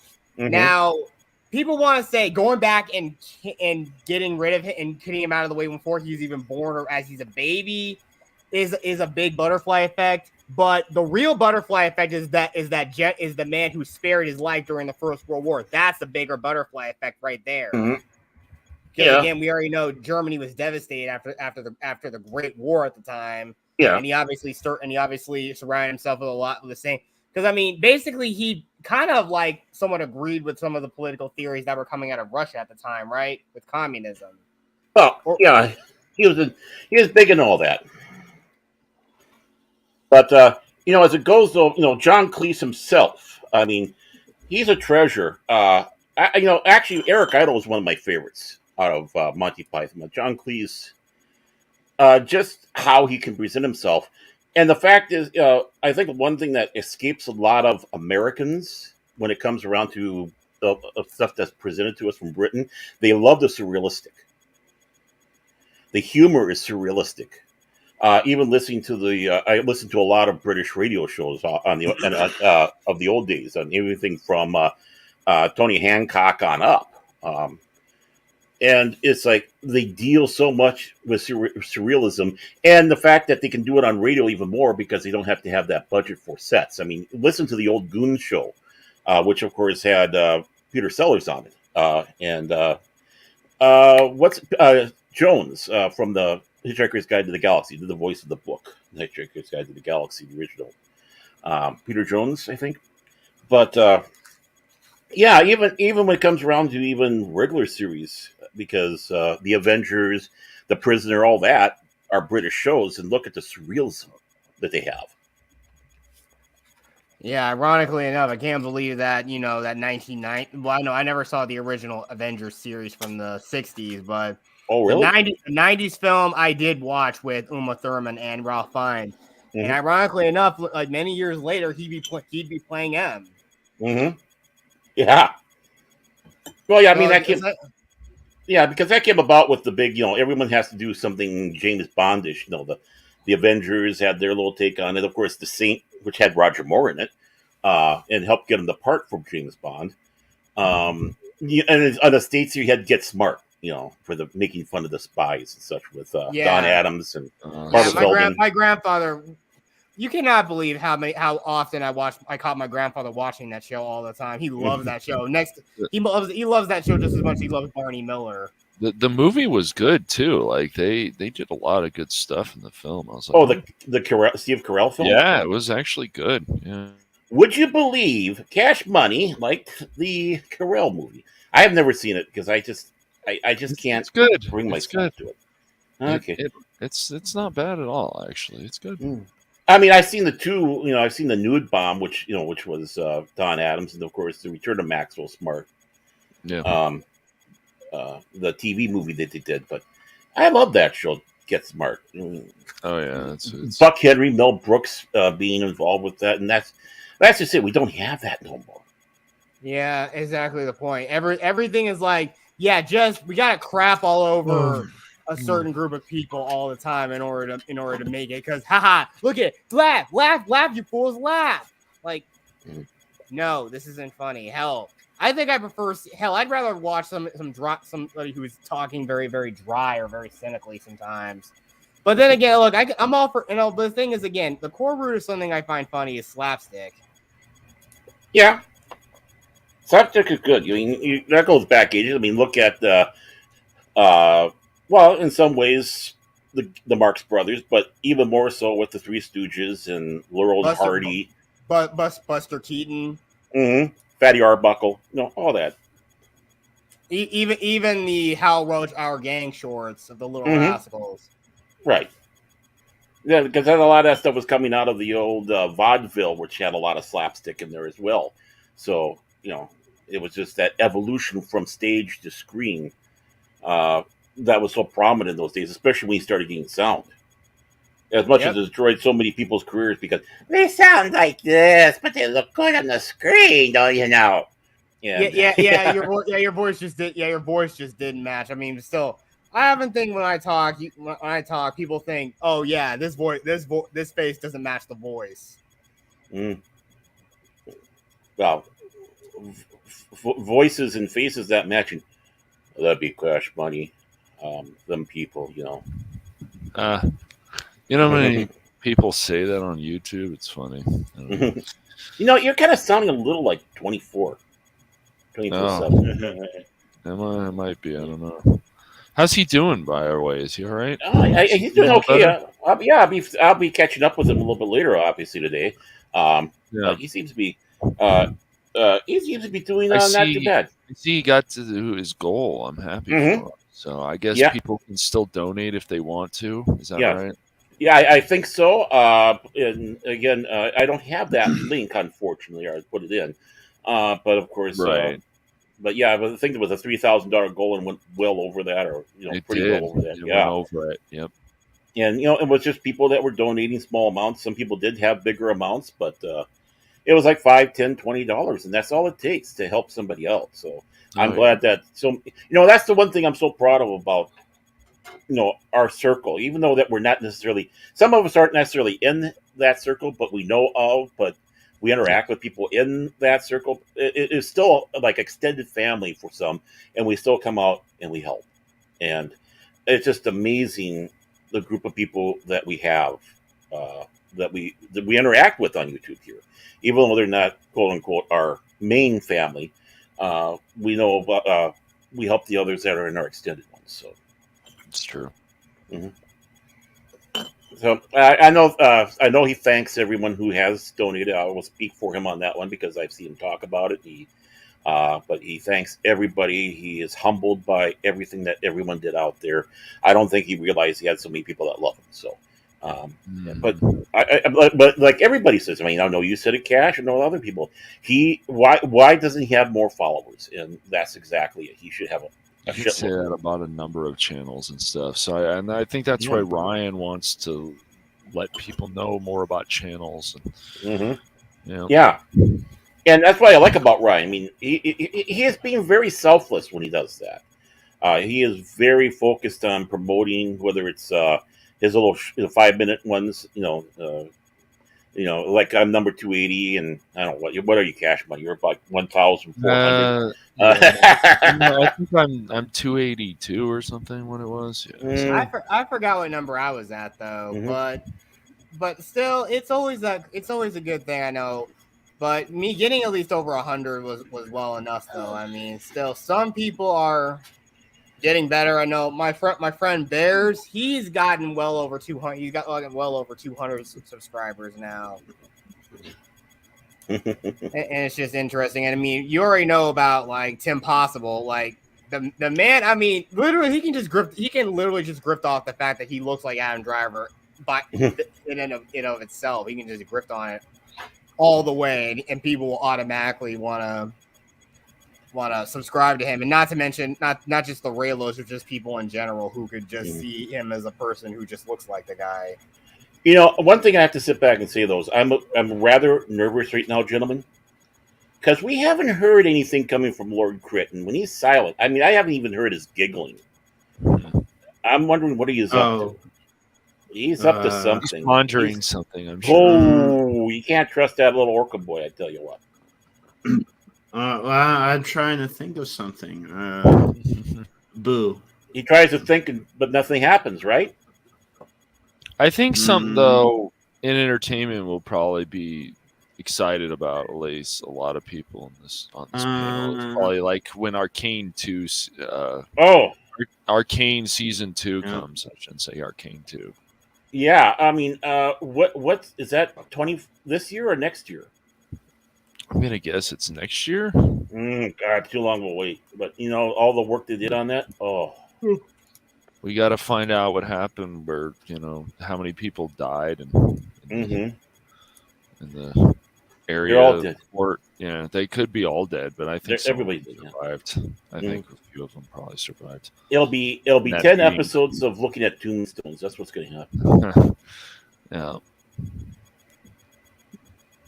Yeah, Jinx really surprised me in that show. Which went from Powder to Jinx, and really surprised me. Yeah, I mean, the voice work, the art, animation, the writing. Yes. I mean, that's about the only reason why I gave it the 10 out of 10 or a 5 out of 5 is we haven't had something like that for so long. Even with yawning orcas. I would rather watch Arcane Season 2 than The Last of Us. So, well, how's that going? Did Mike finally bail? No, I don't know. I still gotta watch episode 6. So. I guess episode 7's you missed Picard episode 2, but you didn't miss much. So great. When we thought it was gonna go great, it kind of went downwards a bit. They have certain things that I like. Picard, at least. Picard is still Picard. Riker's still Riker, but there's this other stuff in there that just is the villain. Why am I supposed to care? Sneed the free. Just for me personally. I have another friend who gives it an 8 or a 9. I know Robert Meyer Burnett likes the show a lot, and he's been pushing when the villain's like 9 and she's smoking on the captain's breath and like the Joker. I was like, I can't take this seriously. And that's Christopher Plummer's daughter, for crying out loud. Amanda Plummer, yeah, it is. But I've seen a little bit of her. It's like, where are they going with this villain? And like I said, I know Robert Meyer Burnett has something over us. He's seen the whole freaking series, so he can at least go off of that. But as I was told, the first 3 episodes were going to be kind of and it sounds like what you were saying about the this last episode. It's going that way. It's like episode 4 is what it's supposed to take off, but really, honestly, do we want to wait that long? Do we want to, after we've been kicked to the curb? I think so many people are so giddy over this is because it is such a member berry. They're giddy over all, was it like 90 some member berries in the first episode alone? it's funny because episode 2 there was barely any member berries other than the Ferengi Sneed and and Beverly Crusher. Yeah. They didn't even have the music. Mm-hmm. Oh no. Well, and the thing is the tired trope. Someone was going all giddy. The fact, they went the Star Trek 2 way with Picard having. By the way, spoiler alert! Spoiler alert! Spoiler alert! Okay, I gave it 3 times. He's got Jack Jr. as his son, and it's like this is overdoing a trope. It's overdoing relying on what was done before instead of actually going out there and doing it yourself. It's like, is that supposed to really excite me? Oh. I mean, I hate to say it. I mean, I don't want to say it, but it's like, that first episode, yeah, I thought it was good. I gave a middling grade on there because basically, what's her name? The secret agent and all the member berries, relying on all the member berries.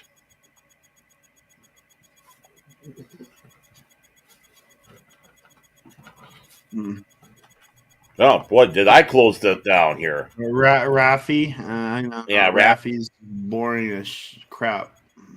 And we got Boosh McFadden in the house. Hey, Boosh. Well, 7th gay. Yeah, I mean, Chakotay turned her gay, so I guess. Well, I could see why. I mean, he has no charisma. so 7's like, I like women better because they actually have better acting. So it's wow. I know. Wow. Talk about harsh. Woo. Oh, I am not doing a good job here. I'm not being like Mike at all. I should be better at it. So I'm going to be like him, though. But yeah, I mean, what you just did there, man. Boy, that escalated quickly. I mean, that really got out of hand fast. It did. Leave it up to Crit to do that. So, I guess topics. What do you think about Lord of the Rings coming back from Warner Brothers? What are they exactly doing with that? I caught something about it. Are they doing like a sequel movie series? I don't think they're going to remake the Lord of the Rings. I think they're going to make new films, like the Rings of Power did with the information they had. But this time it's going to be related directly to the movies, and Peter Jackson is. If Peter Jackson is kind of like the godfather of the project, I kind of have some faith in it. And I can understand why they're doing Lord of the Rings, because Lord of the Rings can make easy money for Warner Brothers, and they kind of need it right now. So best to get these movies.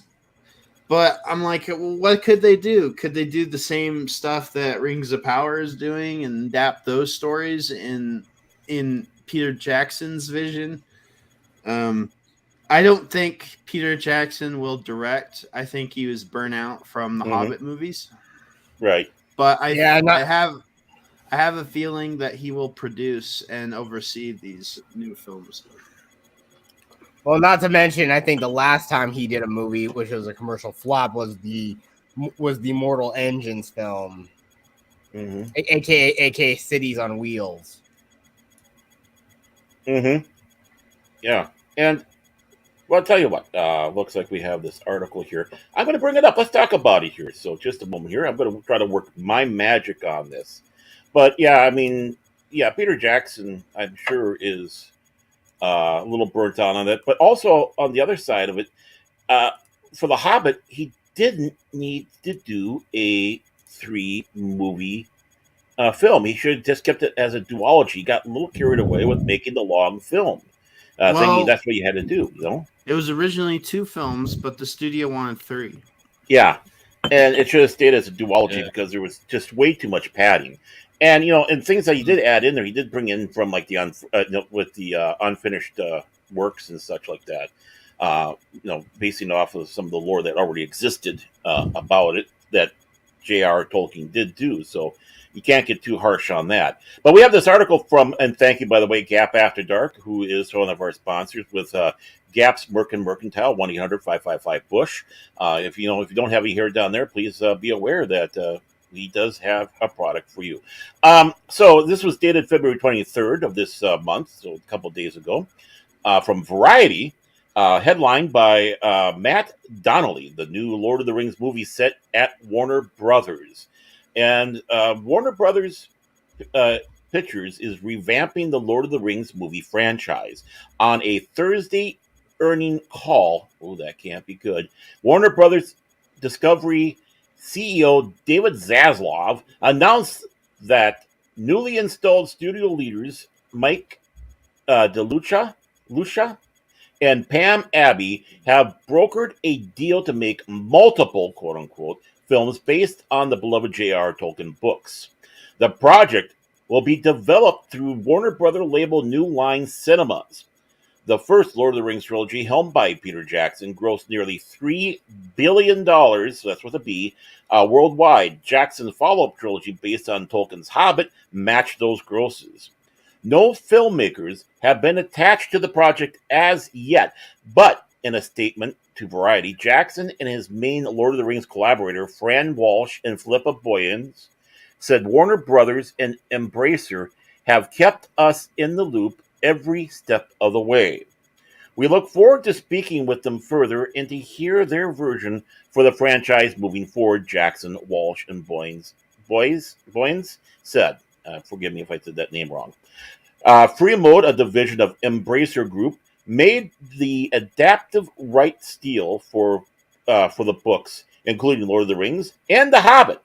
The pact will be billed under the name Middle-earth Enterprises. Notably, DeLucia and Abbey left MGM last year to take the helm of Warner Brothers.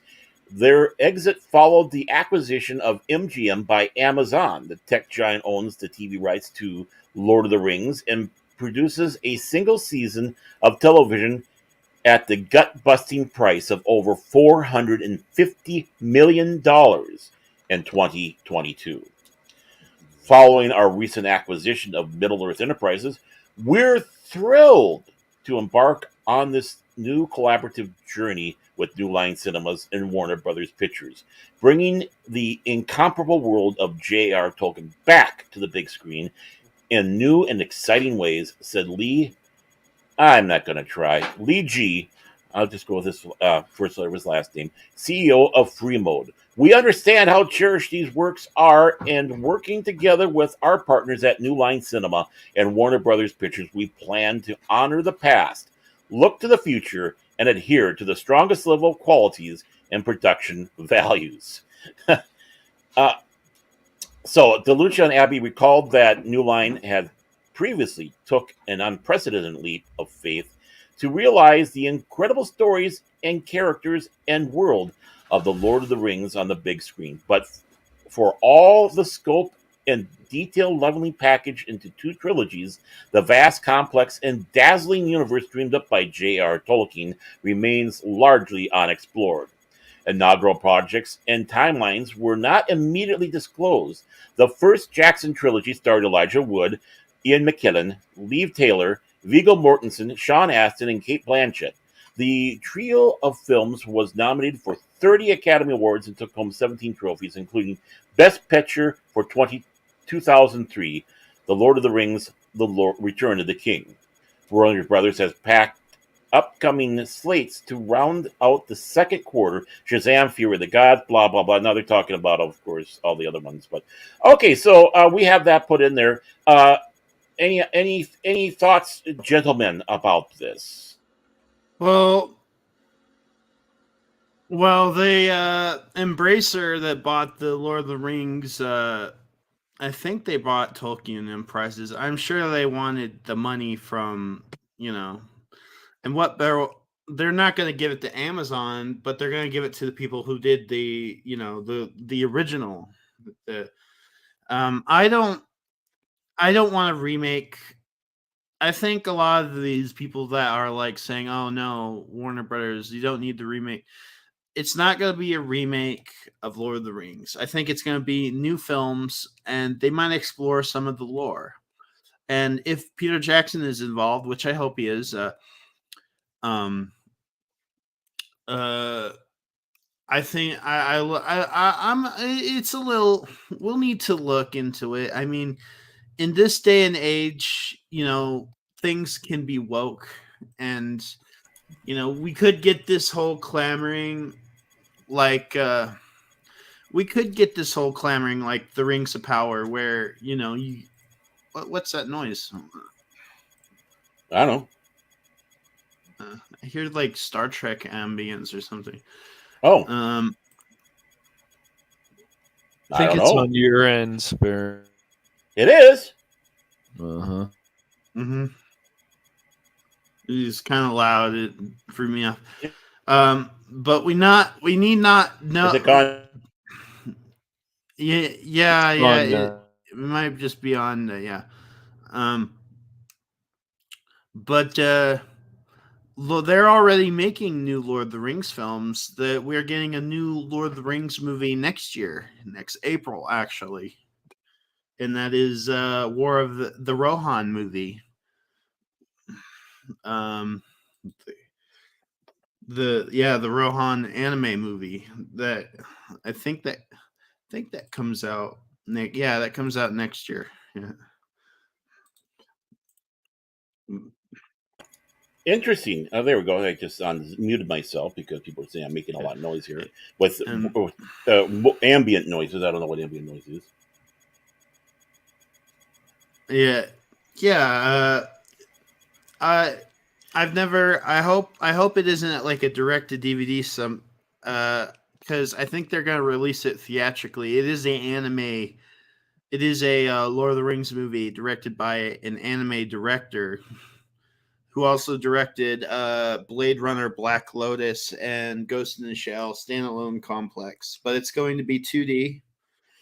And it's going to bring back some of the original actors. It's going to. Miranda Otto is going to be returning as. And Brian Cox is going to be involved as Hammerhand, the King of Rohan. This is a prequel before. Obviously, this is a prequel before the Two Towers in the lore of the Rohan Kingdom, and I'm looking forward to it. Something interesting. But yeah, I think this anime and these new is pretty much a predecessor for this new deal they made at Warner Brothers. I'm an optimist if Peter Jackson is involved. I personally don't want him to direct. I want him to oversee it. But if they need the money, Zaslav, we hear, is trying to do the same thing with J.K. Rowling, where he's trying to get the film rights to make more Harry Potter because they need the money. So, what better way than to use your IP like to its fullest? So we'll see. And Cash Money is a troll. I wish.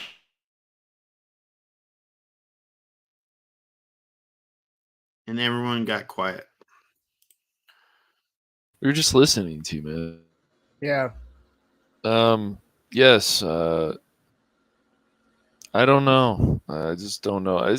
It's hard for me to have faith in Zaslav because Ezra Miller's around, and it just seems like it's the exact same thing. I mean, again, he also greenlit that horrible Velma show, and again, I think apparently got another.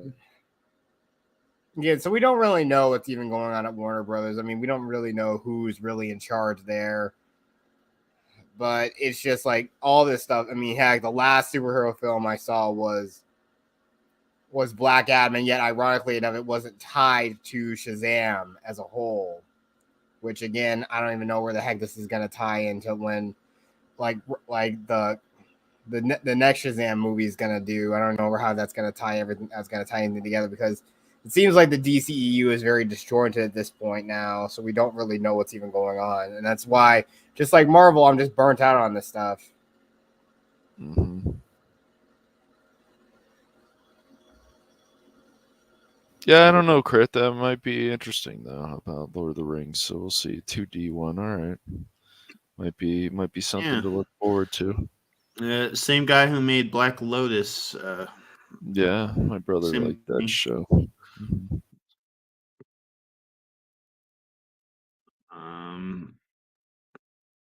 The animation wasn't bad in that show either. They're not gonna do 3D. They're gonna do 2D for Lord of the Rings. Yeah, well, that could be good. So, I mean, the Lord of the Rings anime consider me hooked. Yeah, I don't know. Warner Brothers and DC and all kinds of all this entertainment can be a mess, but there can still be some good stuff coming out of it. I think Gap also had an article about Dungeons and Dragons TV series ordered by Paramount, but we'll wait. I can't do anything. We'll wait till Baron comes back. But yeah, we'll just all this stuff can either be fixed or they can actually, if they can finally bring the excitement, then people will be excited, be happy. But we'll see what happens. Do we want more Lord of the Rings films, though, Crit? I mean, after the 5 armies or whatever it was. Yeah. I mean, no, we don't, but we have no choice because they need the money. They need money. So it's just like, obviously all these people throwing all the original people of Harry Potter throwing jabs at J.K. Rowling. I know they're going to take the money when they get offered. Oh, of course. If they do the Cursed Child, which the story itself is horrible. So I can. All right, I haven't read it, so okay. Yeah. Oh, it's ridiculous. Okay. But if they do the film, but it is the so-called sequel to Harry Potter. Oh, really? Okay. Yeah. Yeah, so we don't really know because, like I said, though, we don't really know exactly where everything's really going to be going. I mean, it just shows they're really just trying to get some projects off the ground because they're trying to bank off brand recognition. Because of course, like Harry Potter and the Wizarding World is a recognizable brand. Same thing with Lord of the Rings, and Detective Comics are also the biggest thing. They're going to be the biggest draw to a lot of people to their and bring revenue to their studio. Mm-hmm. Yeah. I mean, it's going to be interesting to see what they're going to do about Harry Potter with all the people that, the vocal minority out there. And, just the fact that the Hogwarts Legacy game is so popular now. Yes. It is a vocal minority out there. A bunch of clowns out there, to be exact. But it's going to be interesting to see how, talking about Harry Potter movie going to be. I noticed they seem to be wanting to distance themselves. And forgive me if this was brought up while I was away. I noticed that they really were seeming to distance themselves from the Amazon series, Ring of Powers, as they're talking about these movies. Like they I couldn't push myself to watch that show. I thought about it, but I'm like, No, I mean, when it comes around to Professor Tolkien, I'm not going to see something that just destroys his phenomenal work. And yes, it is phenomenal. It is phenomenal. Yeah, but that's the whole thing, though. That's what everyone seems to be doing. They want to destroy the works of great authors and writers. Like, seeing what they're trying to do, they're trying to reprint all the stuff and edit them appropriately for modern audiences, or because they want things to be more PC for modern readers.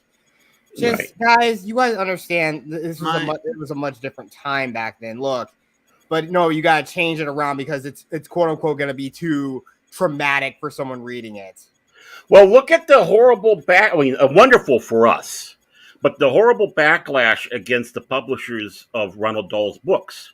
How they're saying they're going to go through there and edit out all the problematic language they had in there, They're doing it. If you had the ebooks, they're going to be instantly changed over, which is why you buy physical media, folks.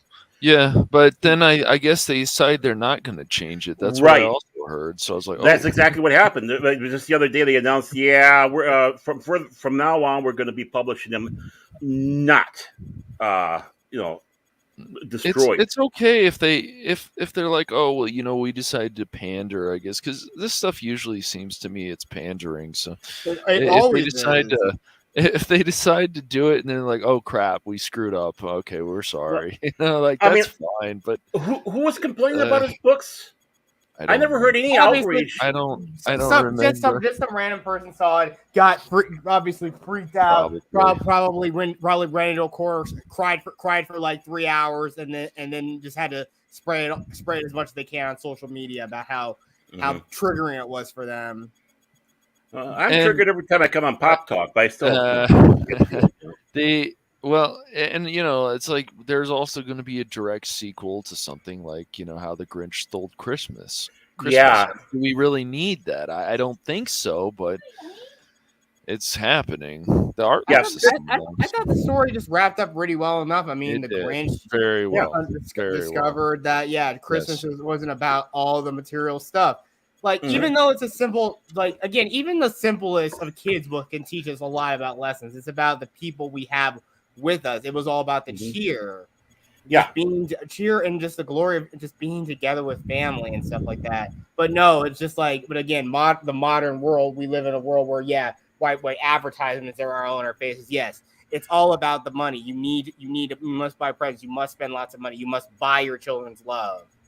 I mean, heck, that's the damn thing about the wealthy stockbrokers were healthy and fed, and then they realized Dr. Seuss was dead, and so they looked at the sun, very sunny. They realized they could make lots of more money. Pretty good. Yeah, that's good. Wow, that's Dr. Crit. There we go. Yeah. Yeah, I mean, really, that story doesn't need another one, especially not done by Dr. Seuss himself. I mean, and the same thing when it comes around to doing something animated. I mean, let's put it this way: Chuck Jones did the definitive translation of that to the screen. Even though it's a small screen. You didn't need to have Mike Myers movie or Jim Carrey. I can't remember who was it. Who was it that was in? It was Jim Carrey. Jim Carrey. Yeah. Oh, the Mike Myers was the Cat in the Hat. Okay. Right. Yes. And we didn't need to have live action on that. And then one. we also have the Illumination version of How the Grinch Stole Christmas. Again, Chuck Jones's one is the definitive. Oh yeah. Version. Yes. I would rather have something like if they're gonna do an adaptation of a popular classic show like Bullwinkle, for example. Like Bullwinkle was okay. It wasn't the worst thing in the world, but like stuff like Inspector Gadget, and you can go down the line. It's and unfortunately, the way modern audiences are now, or they think people are, I don't know. I feel a lot of the entertainment acts like the audience is stupid and like they need. Yes, to tell exactly. I mean, heck, the only time where people will kind of give it a little bit more love now, but heck, I mean, James Gunn was actually going to go darker with like the live action Scooby Doo movie. He actually was going to try to go a lot darker with it. Thank goodness he didn't, because it still felt like true to what the show's roots were like. It just kind of evolved everything. Heck, even the quadrilogy of the made for TV movies that I'm talking about: Zombie Island, The Witch's Ghost, Cyber Chase, and the Alien Invaders. Those were so well done, and still captured the spirit of what Scooby Doo was still about. Yeah, the first film, I remember I didn't like it very much, and then I was like, oh well. Then I found out that there was a thing like the Zombie Island, like you mentioned, Jet. That actually, I'm like, oh, they actually had real ghosts and stuff, and like witches and stuff, and then, okay. So, but it threw me at the time because I had never watched that before. I was like, oh, I don't like this. And I'm like, oh. Like, I mean, if you never grew up like watching the reruns of like the original Scooby Doo Where Are You show, or any of like the many Scooby Doo many of the different Scooby Doo shows that were done by Hanna-Barbera, it's like I gotta honestly think you've been living under a rock your whole life if you've never ever once seen a Scooby Doo show. Yeah, probably. I mean, Scooby Doo is classic, especially the original show. You know, Yes. Well, really the good formula. the big thing Cash was upset about the first film was there was no Scooby, no Scrappy Doo in there. No Scrappy Doo. No I Scrappy. didn't hate Scrappy Doo though. Yeah, Scrappy Doo isn't Scrappy bad. was an annoying character, but making him the villain seemed like a pretty hilarious. Oh, Seemed like a pretty hilarious but good twist. I Da- mean, da- da- da- everyone da- da- in the fandom hates this character, but just making him the villain actually made it pretty funny. I mean, it seems only logical since he got dejected. He would want to become a villain. Oh, sorry. It makes sense. I'm just saying. Okay. Any last thoughts? Because I want to go on to this next article here that I'm sure Mike had told Cap to put on here because he wants to see how my blood pressure goes up. But I am not going to let them win. I am not going to let them win. This is also from Variety, by the way, folks. It is Joe Otterson. Oh, an otter. An otter wrote this. That's great. You can't go wrong with an otter. Dungeons and Dragons live action series ordered at Paramount Plus, or is that minus, from Rawson Marshall Thurber, E1 Paramount Pictures. I don't know. Boy, there's a lot of. Well, the thing is, like, they should just see first how the movie does, right? Yeah. Right. Or I shouldn't say that, but yeah, just the movie. If the movie is doing well, then take small steps. I just think we go overboard with this stuff. Yeah, they did. They really did kind of I'll get into it when we go. Let's just read the article. Sorry. Oh, no problem. No problem. Yeah. Okay, so a Dungeons and Dragons live action series has been ordered at Paramount Plus. Variety has confirmed. Oh, I forgot one thing. When was this dated? This was dated January 10th, so just last month. So Rawson Marshall Thurber wrote the pilot for the series and will direct the first episode. Paramount Plus has given the show an 8-episode order. The series is co-produced between E1 and Paramount Pictures, with E1 serving as the lead studio. Exact plot details, including what elements of the Dungeons & Dragons canon will be included, are being kept under wraps. News of the series comes as Paramount Pictures and E1 are preparing to release the live-action film Dungeons & Dragons Honor Among Thieves on March 31st. The film hails from directors Jonathan Goldstein and John Francis Daly, who also co-wrote the screenplay with Michael Giglio. No one from the film is attached to the series at this time. Dungeons & Dragons is the most popular fantasy role-playing game of all time. And it's starting to drop a little bit. Players design characters that can range from humans to elves to dwarves and beyond, and then select a class such as Paladin, Fighter, Ranger, Barbarian, and are several others. The game and its associated products are now owned by Hasbro.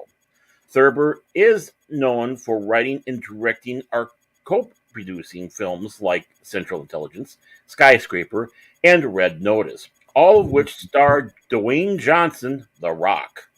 He is also known for films such as Dodgeball, a true underdog story. If they can dodge a wrench and dodge a ball. That's and right. We Are the Millers. We Are the Millers is pretty good, actually, but it's not as funny as Dodgeball, I don't think. Oh, Rip Torn. You can't go wrong with Rip Torn. Right. He is currently working on 2 sequels to Red Notice for Netflix and sold a pitch for Voltron featuring film adaptation to Amazon. He is co-writing the latter project with Ellen Schauman and will co-direct and produce with Todd Lieberman. He is repped by WME and Hanson Jacobson, whoever the hell they are. I don't care. Yeah, I don't. Right. And that must be the schmuck right there. Hi, Schmuck. Hi, Schmuck. Okay, so back to the frying pan here. You guys started discussing that. Now I know you were saying, Cash, about why are they doing one before the film out. So I'll let you continue on. I don't know how this is going to play out, and it's not just the fact that it could be some political thing or some nonsense like they've had, because obviously we know tabletop is the foundation of pretty much everything in RPG. Without that, we don't go where we are now with the gaming and the stuff like Baldur's Gate, even Baldur's Gate 3 coming out, like officially. But I just don't know if this is a good idea because it might be too much oversaturation. I just think they should see how the film goes, and if the film does well, then build on that. But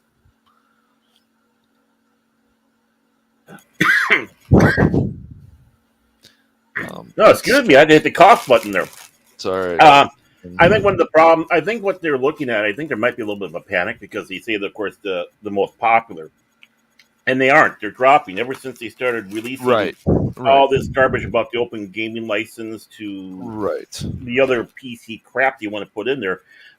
Game titles such as Pathfinder, amongst others, just shot through the roof. I mean, they sold 8 months worth of product in 2 weeks at Paizo. They currently are backlogged for the Pathfinder game. And I can't help but feel that maybe this is what they're wanting to do, is try to boost D&D, especially with this D&D 1 crap that they're trying to pull out. Well, the interesting thing is, like, they don't even need D&D. Like, anime is doing this kind of stuff. Like, there's kind of stories. There was one about this kid who died, and when he got a second chance because the angel felt bad for him, and then he gets thrown into this world with these girls and stuff. It's just really funny, but it's got the same type of things that you would see in D&D.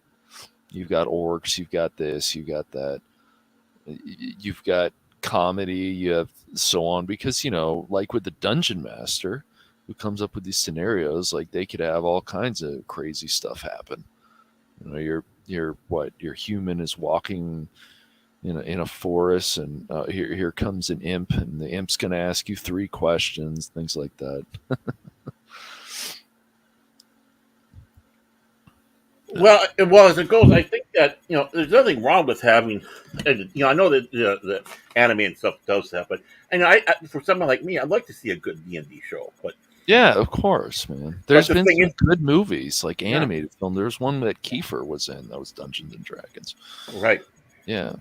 And that was the animated Dragonlance movie. Right. That's right. Yeah. And that's just it. And of course, you had the 80s anime. I mean, not anime, but animated show also. That's right. That's right. Yeah.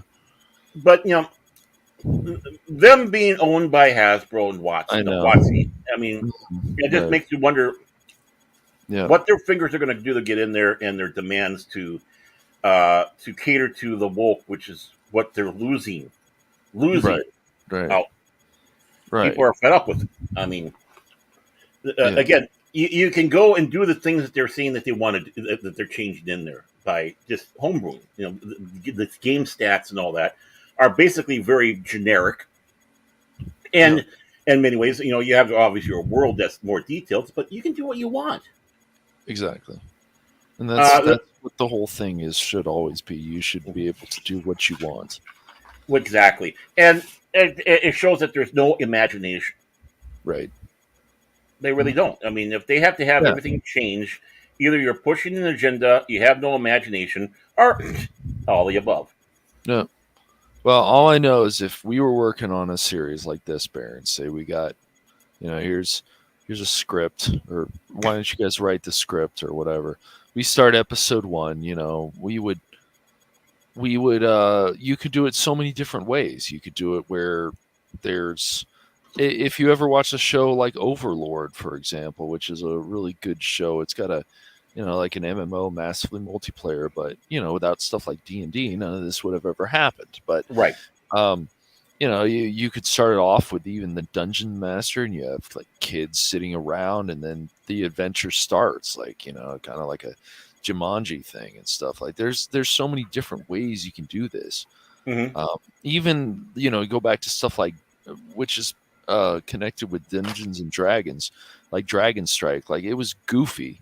Like they make some goofy, that was a VHS or whatever tape or whatever, but it was still Dungeons and Dragons. So there's a lot of things that they could do But will they though? I don't know. The whole thing is like, even if they're like, oh, we want to put all this diversity in this, that if they just would be like, you're right. But if they would just be like, we're going to make all these characters interesting and stuff, it wouldn't matter, because it could work. But are they willing to put in that time? I don't know.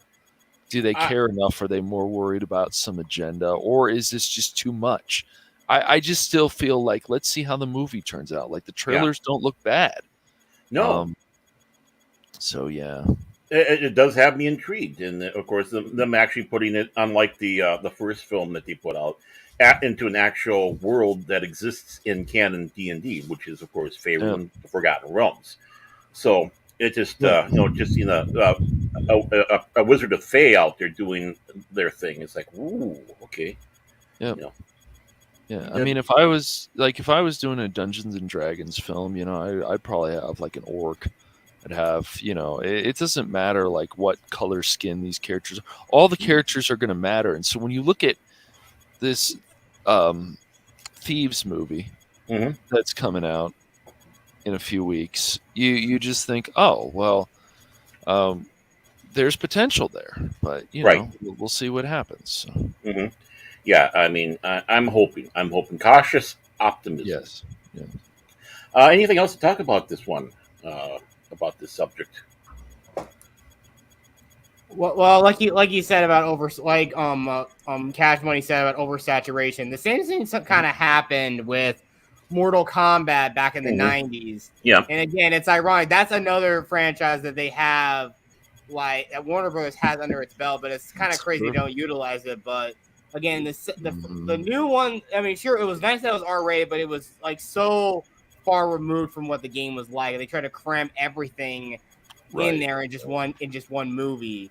But like I said, back in the 90s, Lawrence Kasdanov, aka the head of Lightstorm Entertainment, who worked under James Cameron, he actually saw the original Mortal Kombat and said, quote unquote, "This is like Enter the Dragon meets Star Wars. If you give me the rights to this, I will turn this into a movie, a TV show, an animated show. I promise I will do that." And of course, the guys at Midway just laughed around the room saying, "You are completely out of your mind. It's just a video game." Mm-hmm. Oh, and that's just it. Just have to remember that things are just simple because that's all it's about. Oh, I mean, nothing more. Yeah. And I would, you just also bring on the people who originally worked on the original concept or whatever, at least some of them, and so or even get their input. Like, look, we're going to do this. What do you guys think? And so, but of course there is a budget. And you have to be careful. You don't want to go over budget because then studios get mad. I get that. But, like the first Mortal Kombat movie is just an example of something that was, even though it was cheesy to an extent, it still felt like the game, which, that should be what they're going for. The second one, I don't really remember it. The first movie, though, it's good. The first Silent Hill movie is good, but all they also have to do is follow stuff like the Sonic films. They put a lot of the game into the Sonic movie. Yeah, there was that silly wedding stuff in the second one, but it didn't matter. Like, the movie was still quite enjoyable because they had a lot of stuff from the game in there. Right. And, it also helps having Jim Carrey. Yeah. So. Rubberface himself, definitely. Okay. Yeah. Well, I got another article here that's probably going to that was posted in given to us by Gaff a couple of days ago. This might get some people going here. Okay, this is from the New York Post, dated February 26th. So today, dated today. Isabel Kane is the writer on this. So grab your floaties. James Bond book scrubbed by sensitivity experts ahead of 70th anniversary. And there's a nice picture of Daniel Craig. Yeah. And it looks like he's got like the James Bond poser. Dirty Harry poser. Yeah, it does. It's a movie that might leave some fans shaken. It's a movie that might leave some fans shaken.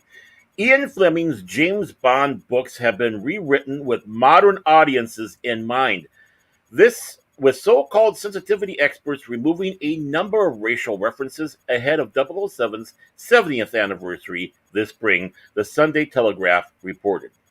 The changes come as books by Ronald Dahl have also been scrubbed for potentially offensive language, including fat. Listen, as a fat guy, what are you talking about? Or ugly.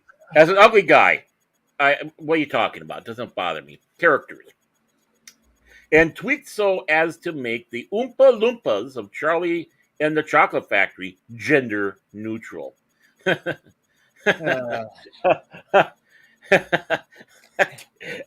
Okay. All of This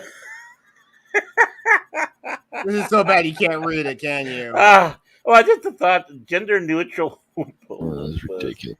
Oompa Loompa. Well, look, and it's only a rumor, but they were saying there might be a gender neutral villain in Deadpool 3, for example. I was like, what? I can believe it. I mean, and the funny thing is that it's still possible that could happen. It's so ridiculous. I think they put stuff like that to see how it floats out there, and then they yeah.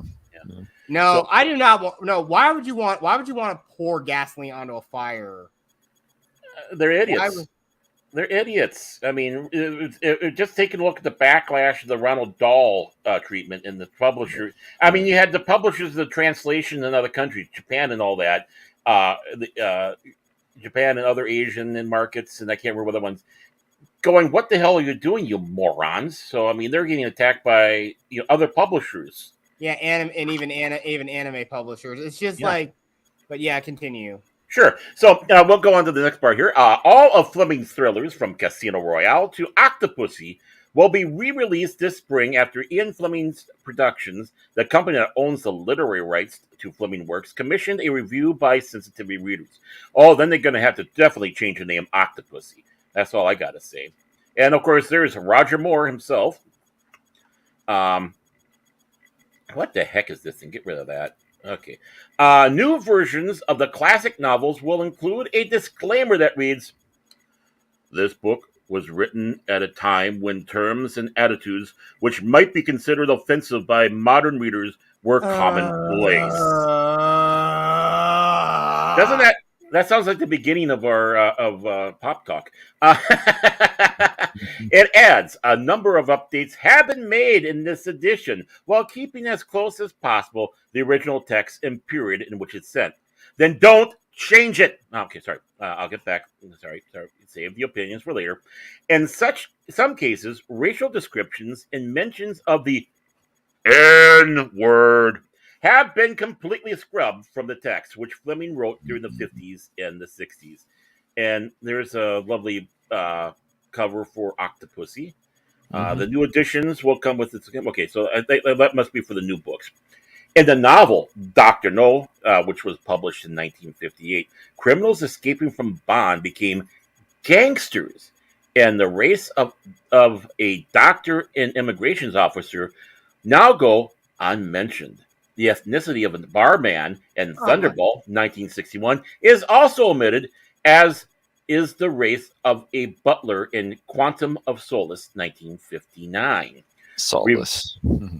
Yeah, so revisions to the Bond books depend on the market. In America, edits include toned-down sex scenes. Well, come on! And modified racial... What a bunch of prudes! And modified racial references and Live and Let Die. While some depictions of black people have been reworked, other antiquated references remain. For instance, the racial terms Bond uses to refer to Asian people and his unfavorable view of the Korean character Oddjob will stay, as will his remark about the sweet tang of rape and homosexuality being a stubborn disability, according to the Telegraph. Ian Fleming Publications said, "We reviewed the text of the original Bond books and decided our best course of action was to follow Ian's lead. We have made changes to Live and Let Die that he himself authorized." Can we kind of go with how he authorized it? What, when he was still alive? back in 1961? Following Ian's approach, we looked at the instances of several racial terms across the books and removed a number of individual words or else swapped them for terms that are more acceptable today, but in keeping with the period in which the books were written. Bullshit! How more acceptable today, but no. Okay, sorry. Let me finish the last one here. We encourage people to read the books for themselves when the new paperbacks are published. Oh, really? You're going to drop that on there? How about this? How about no? Very poignant. Because we were talking about that earlier about Ronald Dahl and all that. So now, thank you, Gap, for increasing our blood pressure. Seriously, dang it, Gap. Yeah, Gap, you son of a. Well, so then get the ones that aren't rewritten. So Right. all right, fine. Hit the used bookstores. Hit the used bookstores. Seriously. Don't buy any new James Bond books That's now on. Crazy, man. Now, I'm not authorizing a boycott. No, But those if don't you always do go not well. like what's going on here, don't reward them. That's all I'm saying. Yeah, that's. If you don't care, that much is certain. I know that. But it's just, again, the whole point about the character of James Bond is that, yeah, he's a blunt instrument of the government. That's the whole point with him. Mm-hmm. Well, I mean, the James Bond that we got on the film is really tamed down from the James Bond of the books. About the closest one you'd had was, of course, we were saying earlier, Timothy Dalton. Yeah, but that happens. Things get changed from the books, but right. But the thing is, that's what a lot of people who are James Bond fans, quote unquote, now. Yeah, and bits and pieces are taken from each of the novels. Yeah, some of the plot lines. Mm-hmm. But as it goes, that's their only immersion to the world of James Bond and Ian Fleming. They haven't read the book, so maybe one of them sit back, I'm going to read the book and start reading. This is nothing like the film I saw. Oh, my. Yeah, I wonder, but yet, they allow certain books in kindergarten that has like pornographic stuff in it. I mean, it's just ridiculous. Well, that's in acceptable. libraries. Oh, that's acceptable, That's right? acceptable. It's Yeah, that's disgusting. acceptable. Yeah. And I saw some of those pictures too of stuff that's in, because it was on Bounding into the Comics, and I'm not going to describe them, but I'm like, this is disgusting. None of this should ever be in children's libraries ever. Kindergarten, Of course not, because the people who are trying to promote and put this out there are people who obviously have a very uncomfortable liking of children, and you know the ones I'm talking about. But when it comes around to this, though, usually the people who are going to be reading these books are adults. Oh, of course. That's right. So you're going to go read the book. So for. if you are not mature enough to read the book and you're that easily offended, and if you're going to lose your shit over a racial epithet, and any racial epithet to any racial group, I'm not singling out one, but if you lose your shit over that, you are a weak-willed person. You might as well just put yourself in a padded cell for the rest of your life. No color, just white all around you with a straitjacket and just calming music. That's all you would ever need for the rest of your life. Well, you eat your big a lot in the bugs. You bigot, Jed. What do you mean putting him in a white room? You're bigoted. Oh, I'm sorry. A padded room.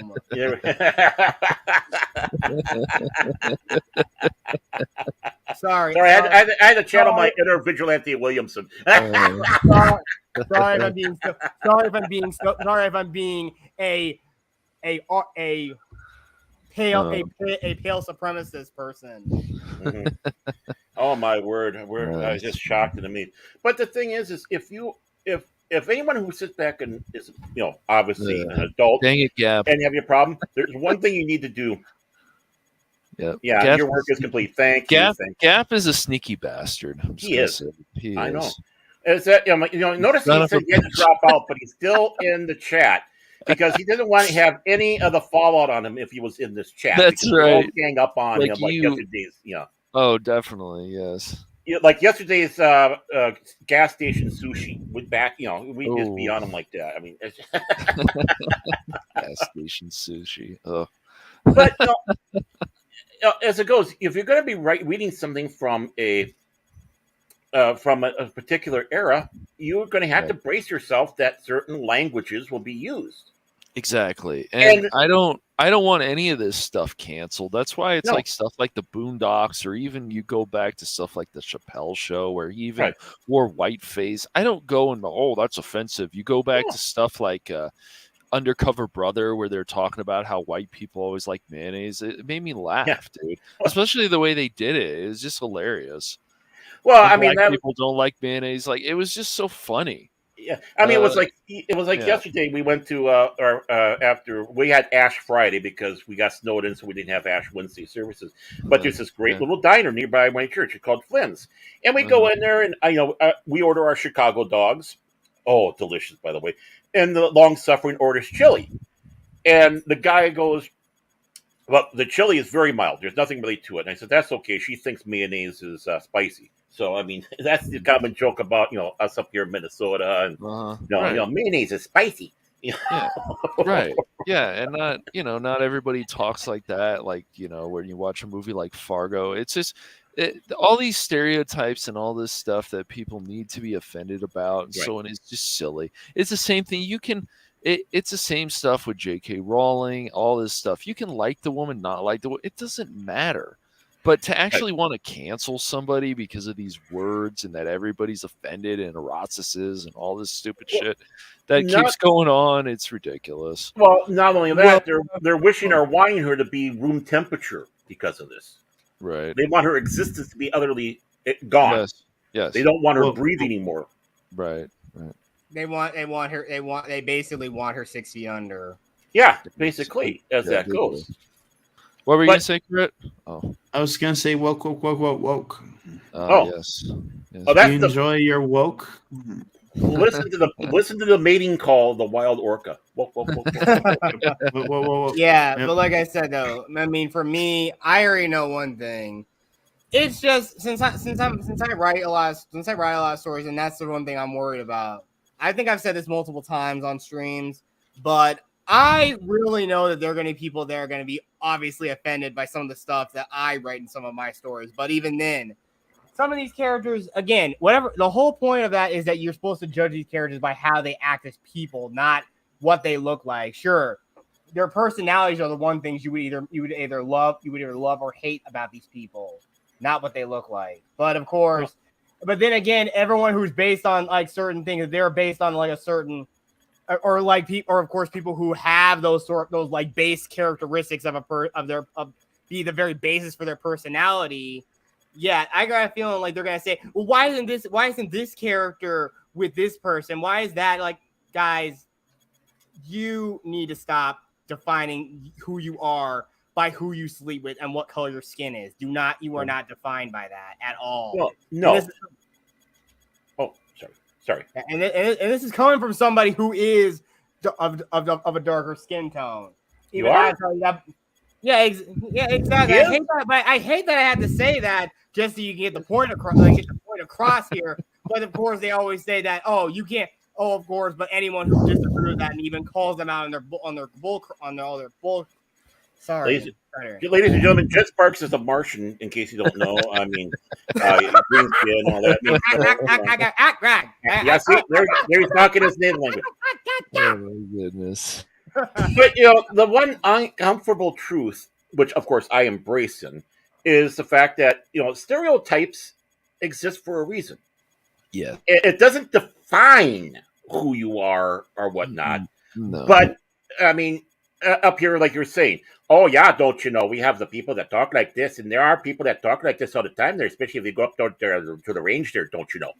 Don't you I mean, we got that. I mean, the Canadians saying I mean, there is certain sociological things, especially if we come from certain regions or such, and is that cultural, that is a stereotype. But people are beyond the stereotype.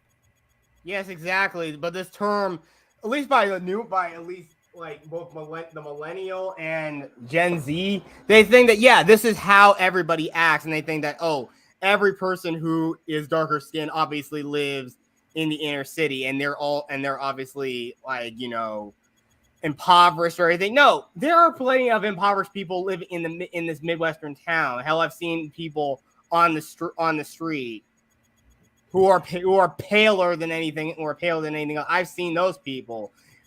Poverty is not a quote unquote ethnic issue. It's just a global issue. Everybody can be on hard times. Some people choose to even be that way, and a lot of the times those people are mentally screwed up. Hell, for all you people living in California, you see them everywhere on the street. And even when you walk through the door, you walk by them you see them on every block. You mean like that? Who we seen? I mean, I've lived in Southern California all my life, so I don't want to know who we're seeing. But yes, unfortunately, it was you. I put you on solo mode, man. Unfortunately, even around here, there's at least over 30 or so homeless people. It's not. Well, yeah. They're supposed to be going to shelters soon and stuff. Finally, Yeah, they should be. That's where they should be, and have places to help get people back on their feet. But no, we'd rather just have them go around and just do things. And of course, because we already have that whole problem. When you basically just not have police around, guess what? People will just walk in and just take whatever they want. They'll just they take advantage. That's what they do. You think that these people are going to be nice because you're just helping them? No, you're not. You're just making them commit crime a lot easier and get away with it. Yeah. Well, I mean, we give out participation trophies left and right, and we don't keep scores at games. These are important things because you're teaching people the wrong thing. And it's not that we're teaching someone to embrace losing. We're embracing the fact, well, you know what? You got a goal for next time. You can work harder at it. Or maybe, just maybe, this is not what you're made for. But you know what? You're damn good at doing that. Maybe you should focus on that. Yes, exactly, and that is something I firmly believe in. Focus on something you're good at doing. Right. I mean, there's nothing wrong with telling somebody you suck at this, but of course, be nice about it, right? You do that little, you be polite, saying, maybe this isn't the path you should be on. But I have noticed.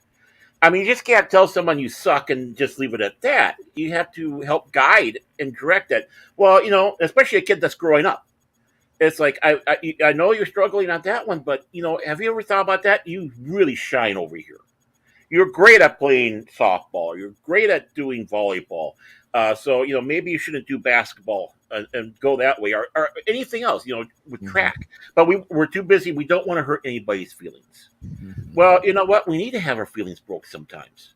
Yes, we do. Yeah, exactly like me. I've had... You cannot believe how many times I've been disappointed. But guess what?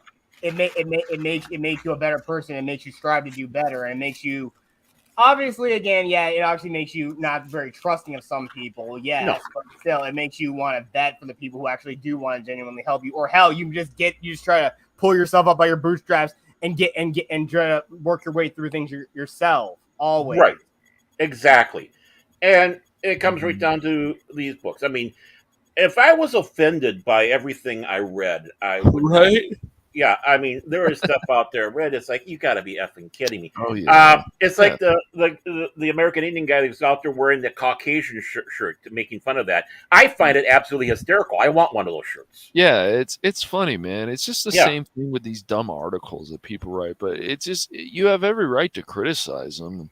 Right. It's just, but I'm not canceling anybody. I'm really not. Like, I don't want any of this stuff really canceled. It's just like this, it's either you either give it unabashed praise or you give it condescending hatred. That's the whole thing. There's no such thing as nuance. I mean, hell, I will always say that there's always something. Heck, and that's the thing I want when people are like critiquing my book. I want some actual legitimate criticism, not just saying, "Oh, it's terrible," or "Oh, why isn't this character this, that, and the other." How about you just tell me? But then again, if there's something that you are going to criticize, I will be there and ready to try to debunk and tell you what the real intention and the real context behind that certain thing is.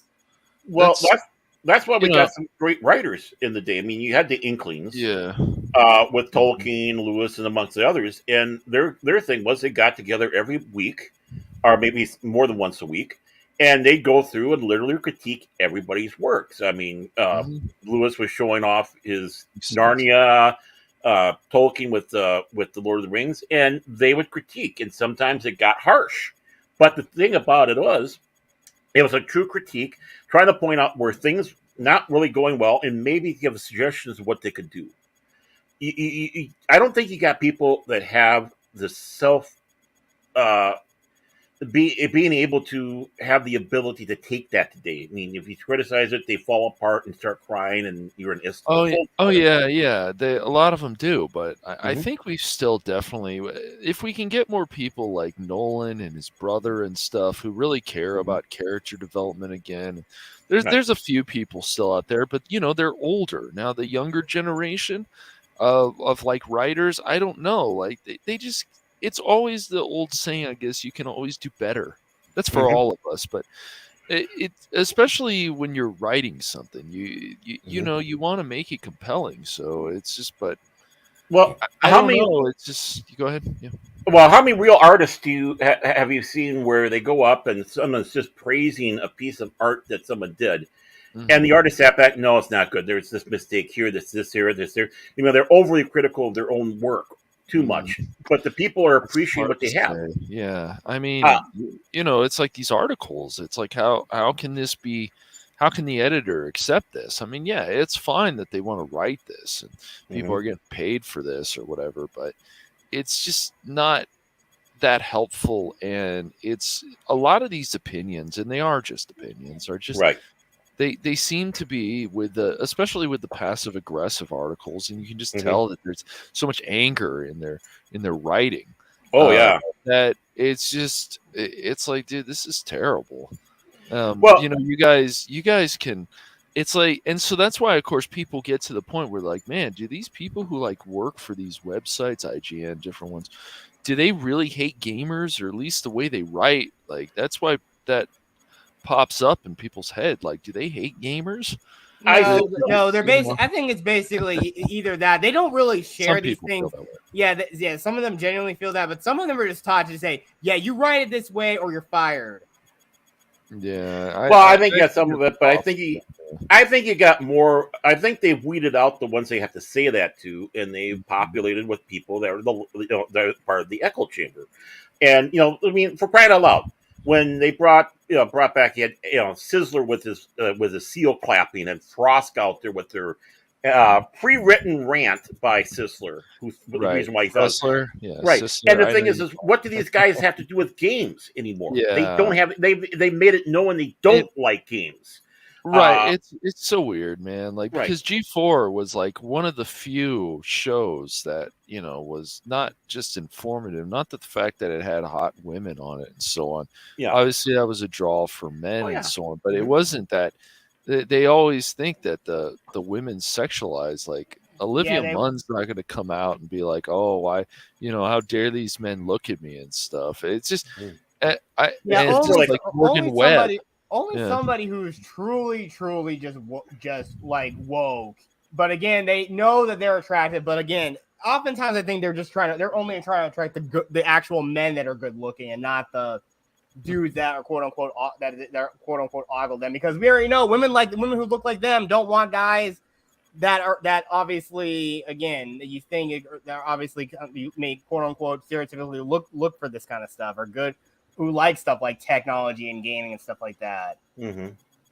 yeah. Well, I mean, yeah, I mean, those ladies went out there and say, "How dare you not look at me?" When they went out there, Yeah, Oh, yes, yeah. damn did he do? It's damn did he do, damn did Yeah, he it was don't preaching. nowadays. Yeah, and right. the thing And, is, like, Frost could have just come on there, and no one, you know, whatever yeah. Frost is, and just been like, yeah, you know, guys, we want, our goal right now is we want to give you the best Right. informative gaming show and entertaining show Yeah. possible.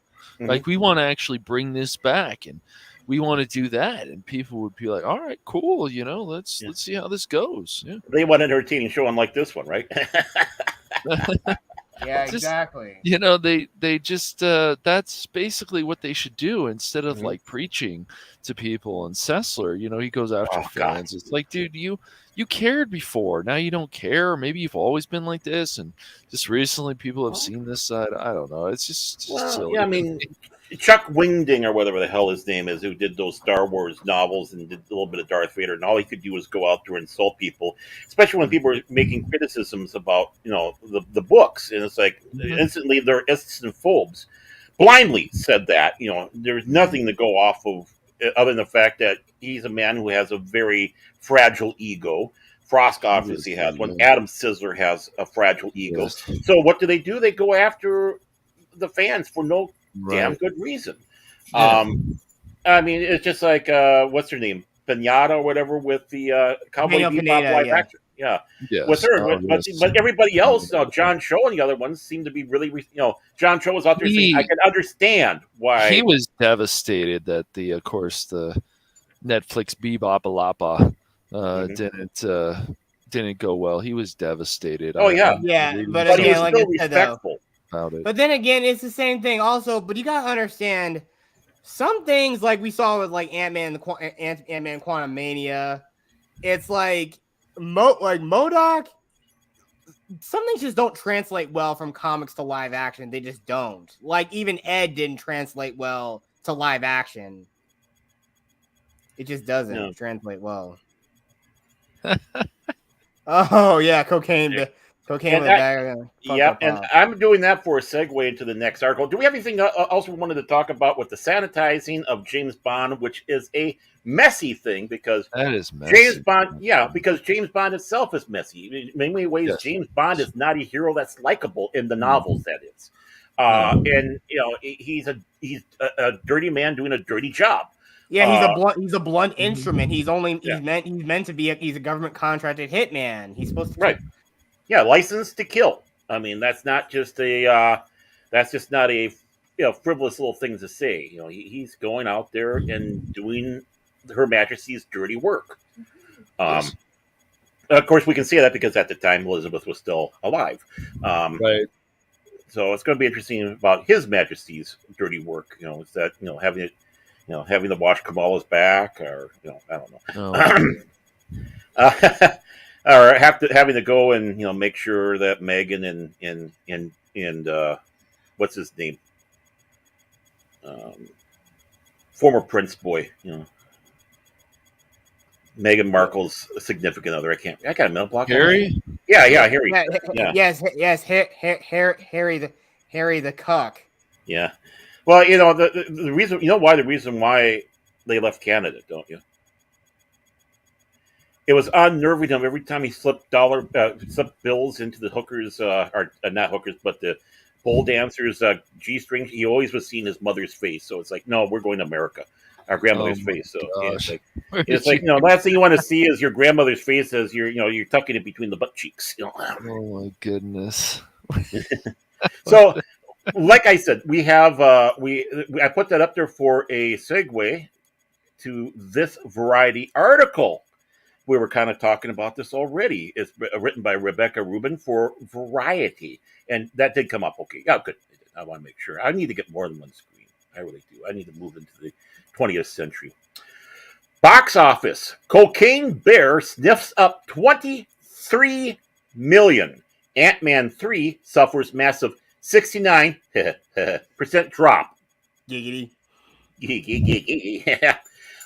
So, Universal's horror comedy Cocaine Bear blew past box office projections, earning an impressive $23 million from 3,534 North American theaters in its opening weekend. The blood-splattered animal adventure landed in second place on domestic charts behind Disney's Ant-Man and the Wasp, Quantum whatever, Quaalude Mania, which all but collapsed in his sophomore outing. Ant-Man 3 managed to remain in first place given his huge $106 million opening, but the comic book installment is suffering from negative word of mouth. The hell you say? It added $32.2 million from 4,354 venues in the second weekend of release, marking a brutal 69% decline from its debut. And that is that's almost like Star Trek V dropping, man. And Quaalude Mania holds the ignoramus. What? whatever distinction as the biggest weekend-to-weekend drop in the Marvel Cinematic Universe, including Thor: Love and Blunder, which fell 67%, Black Widow, which plunged 67.8%, while debuting simultaneously on Disney Plus, and Eternals, which fell 62% after equally bad reviews. Globally, the movie has generated 364 million, including 167 million domestically and 196 million internationally. I think that's pronounced agnonymous. I think that's Thanks. Yeah. My wonderful dyslexia has been bothering me. So as I start to use words, and it's like, which way is going what? Elizabeth. Sometimes pronunciation or just sometimes my pronunciations of certain things just don't work either. Yeah. It's like, okay, I'm just going to give up here and just go to the next part. You know, that's what You can do it, Darren. No, I can't. Yeah, it's like Mike doing Japanese names. You can do it. Yeah, I get it. Elizabeth Bank directed Cocaine Bear, which earned another 5.3 million at the international box office for a global debut of 28.4 million. The movie was budgeted at roughly 35 million. For Universal, Cocaine Bear is another win for original ideas following its killer doll movie Meghan Markle, which became a surprise hit to the tune of $170 million globally. And that was on, what, a $15, $14, $13 million budget? That's impressive. It's an outrageous comedy that absolutely delivers on its premise, says Jim Orr, Universal President of Domestic Distribution. People were ready to see something over the top. No shit, Sherlock. Moviegoers were mixed on Cocaine Bear, giving the film a B- cinema score. That's not a bad rating. What do you mean by mixed? I know the cinema score. I can tell you this: anything below B+ is pretty mediocre. Okay. Oh, okay. B. I would say if you get a B, which Ant-Man got, or a B- or anything below that, you're in the danger zone in word of mouth. At least when it comes to audiences. But a lot of horror movies actually get B scores. Yeah. And a lot of children's and family films get A scores. I know Jesus Revolution got an A+, and that's because it's a feel-good Christian film. It depends on, but yeah, it doesn't really sound too good. No. But it's a horror. It is a horror movie, so horror comedy. It's a given, yeah. But it's still doing good, so obviously there's a good word of mouth. Like I said, hopefully Mike will give us a good review on that, on whether it's a good movie, bad movie, or in between. Kind of like he did with Megan, where he said, "Yeah, it's good, but I wouldn't see it again," type of thing. So, inspired by the true story about a drug runner's plane crash, the wildly R-rated Cocaine Bear follows the residents of a small town who try to escape a 500-pound black bear that ingests a duffel bag full of blow. Oh boy, what a way to go. Audiences tend to be tough after being grossed out, says David A. Gross. How appropriate. Who runs the movie consulting firm Franchise Entertainment Research. Yet that didn't deter patrons from buying tickets. Horror comedies benefit from the outrageous. And this story of an accidentally cocaine-crazed bear is wacko, he adds. In third place, Lionsgate's religious drama, Jesus Revolution, put projections to shame by debuting at 15.5 million from 2,475 theaters. Heading into the weekend, the movie was expected to earn only $6 million to $7 million. Faith-based audiences, 59% were female and 89% were 25 or older, were charmed by Jesus Revolution, bestowing the film a rare A+ cinema score.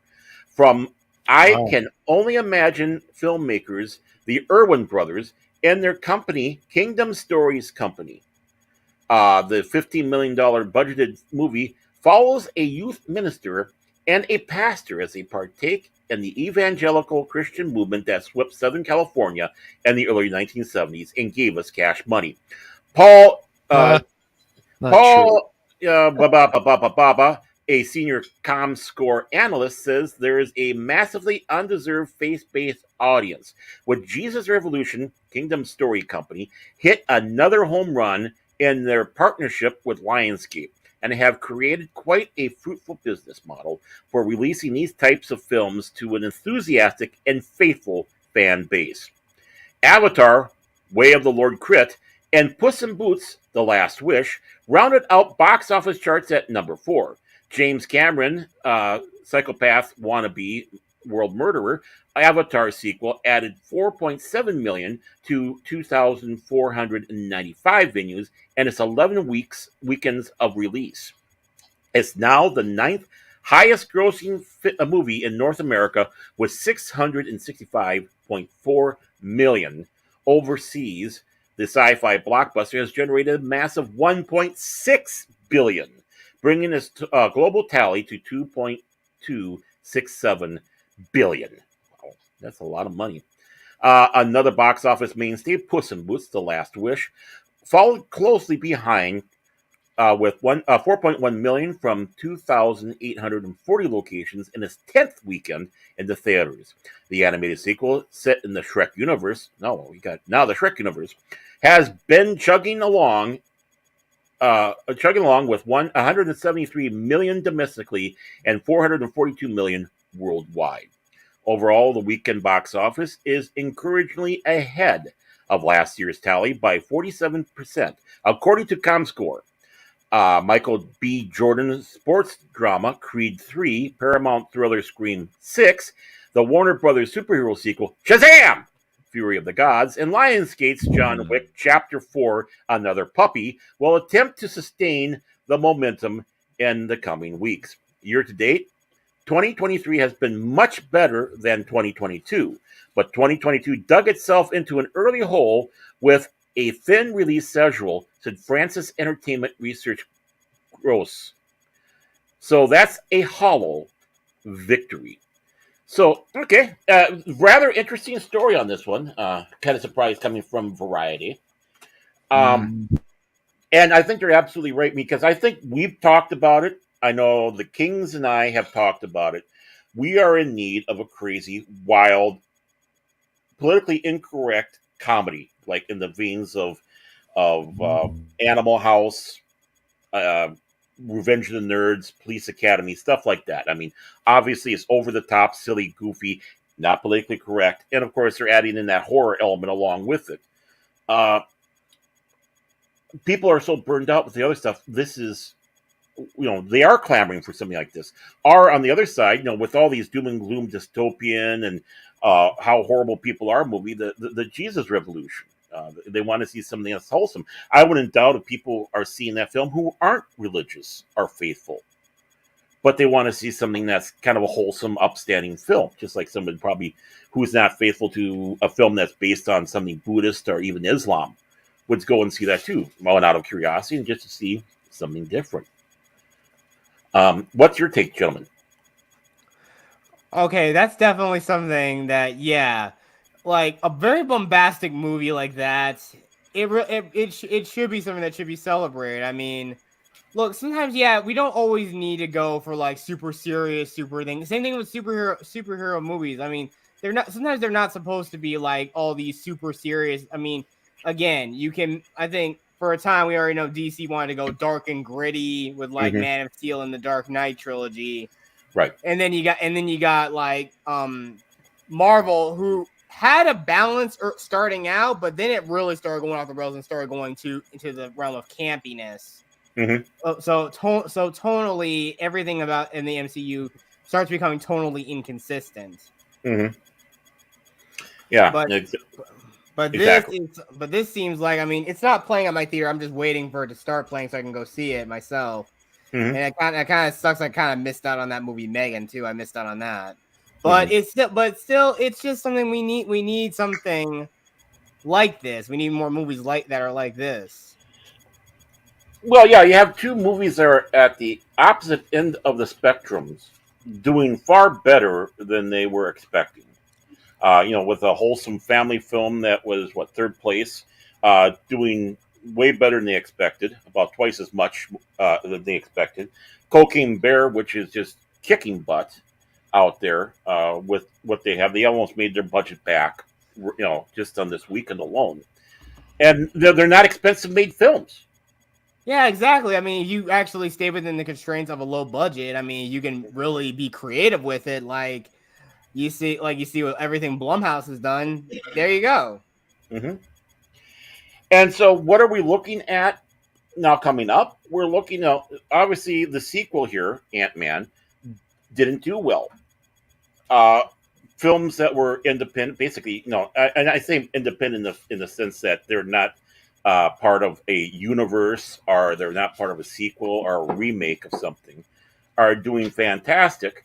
And then what we're looking at for the next batch of films, sequels.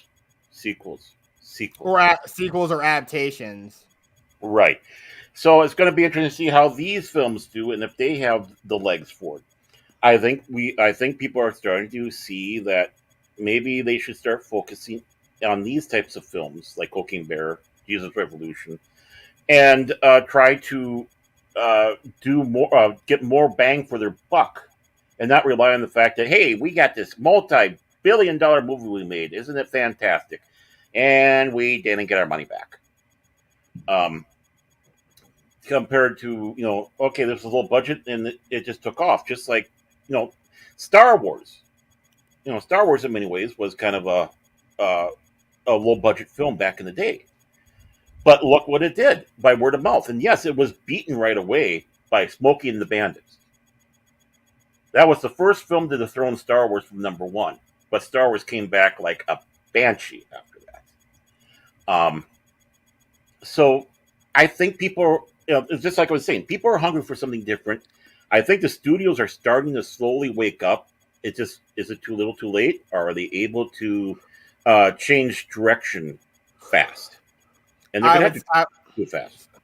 Yeah, I say it's too little too late.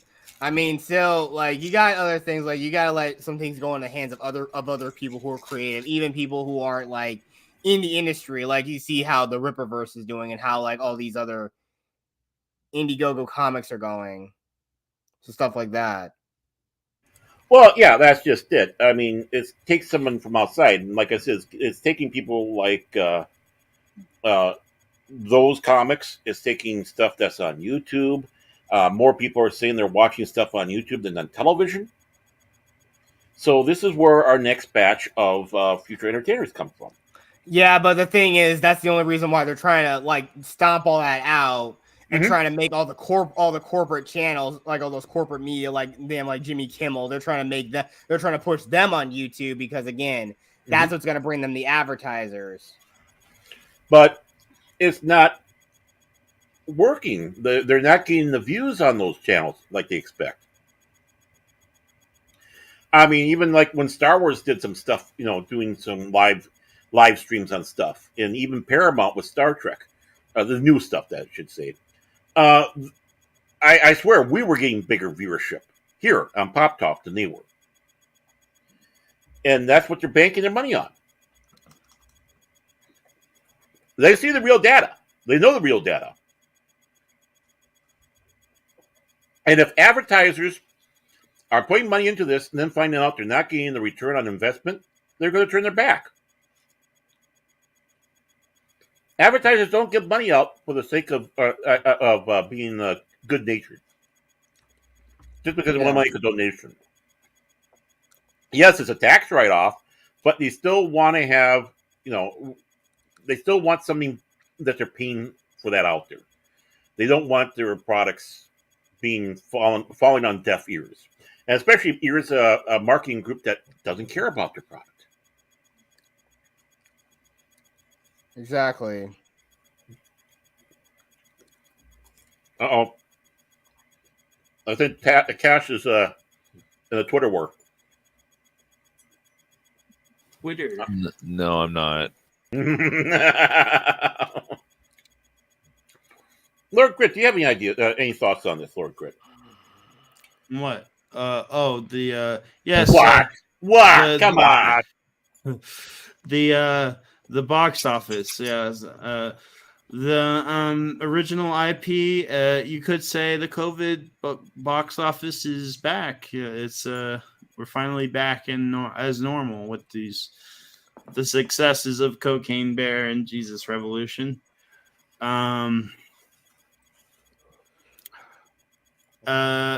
Ant-Man 3 is showing fatigue, and well, I'll say this: the problem with Ant-Man 3 is that you shouldn't hire Rick and Morty writers to write your $1 billion or $1 million movies. So, and it's apparently the same writers are going to write the next Avengers movies, and I'm like, ugh. Well, see, that's the thing. And Taki Wakiti or whatever the hell his name is, and all the other ones, they're being known for being irreverent out there. But the thing is, they can't turn that off when they go to other people's properties, and that's the wrong thing to have. There's got to be reverence to the property that you're going to. Right. If not, people are going to see right through it, and it's like, why are we even bothering? This is not what we want. You're treating our stuff as a joke, and in many ways, that's where the Marvel Universe seems to be going, a joke.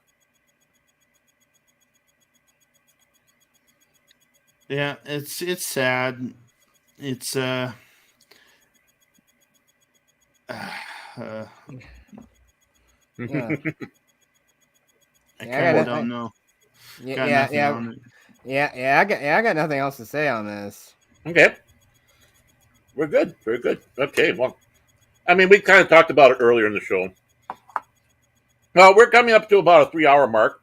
I think we've been doing a pretty good job here, keeping ourselves entertained. I don't know about the people in the chat, but we've been keeping ourselves entertained. So we'll go through the long process of the goodbyes here. Anybody here have anything they want to promote, talk about what's coming up? Anything like that? Thoughts? Well, I'll go first. Like I said, though, I've been playing. I already recently got the Mass Effect Legendary Edition on PS Plus a couple months ago, and I'm just now starting to play through it. I completed Mass Effect 1 yesterday, and I think in the next week or so I'm gonna start Mass Effect 2 and play through that. And I've been doing that on my channel. I've been trying to get it scheduled every day at at least 6 p.m. and try to do it. But I know the thing is I'm often late getting it started because I have to write down like the descriptions for the stream itself. That's what takes a lot of time. And which time zone is that? Central time. Okay, 6 o'clock Central, 7 Eastern. Okay.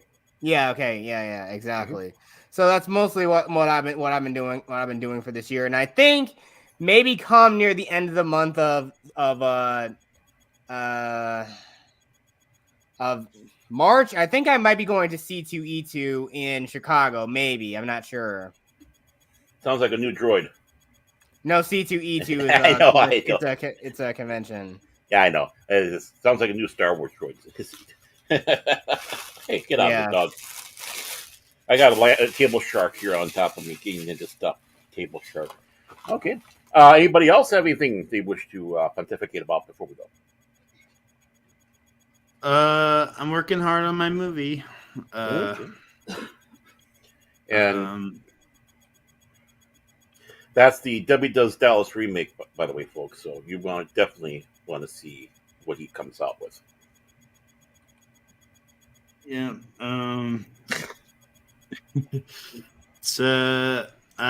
That's really all I've been working on. I know we have a Dragon Slayer stream sometime. We'll have to get that. I'm also gonna have you and Mike sit down and watch John Wick, because I'm surprised you guys haven't seen John Wick before. Shame us on air, why don't you? Yeah, I know. I have not seen it. I'm ashamed. It was proper for you to chide me on the air. You can skip Cash. Cap says. Anything with the Phantom Booligans? Oh, there goes Jet. Thank you, Jet, for being on here. Okay, so it sounds like he probably hit the cough strip a little bit too much here.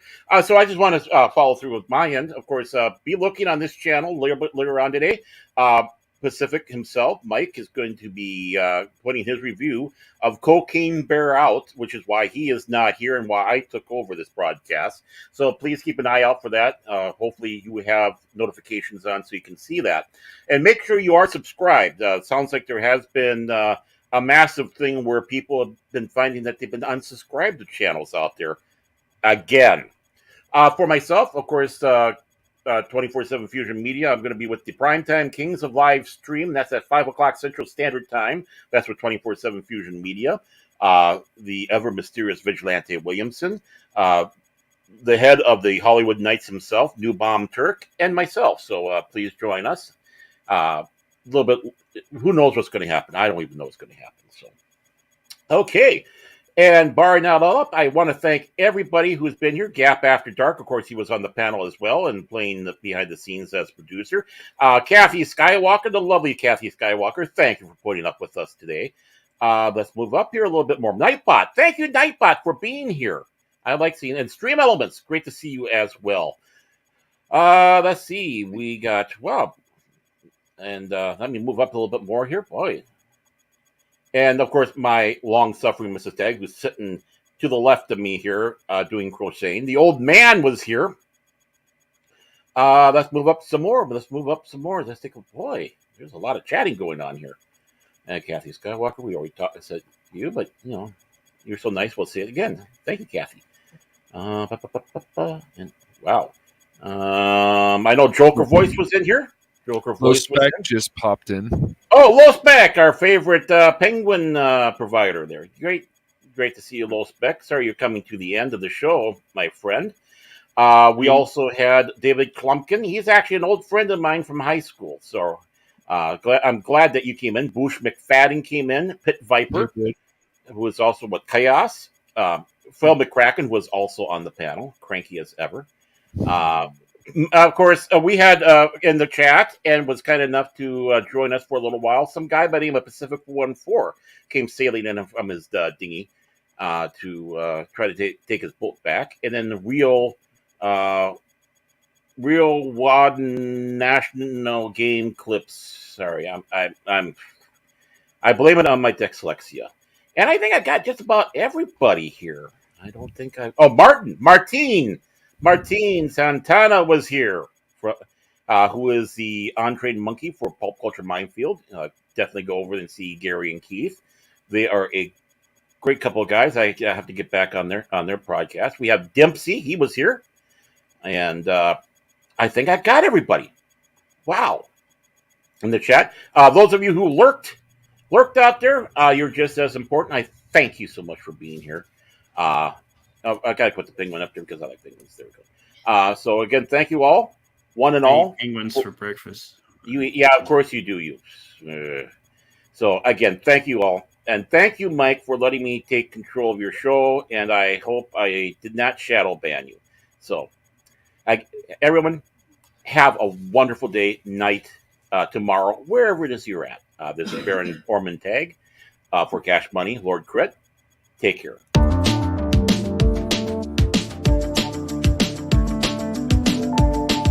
Who the hell cares?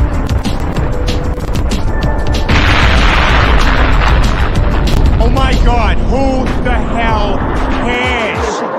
Oh my God, who the hell cares? I'm fucking Doc Pop. Cash Money can put his change in my piggy bank any day. Cash Money can put his change in my piggy bank. You better sit the fuck down and watch the screen, bucko, because I'm fucking Doc Pop. No coupons for you, Phil.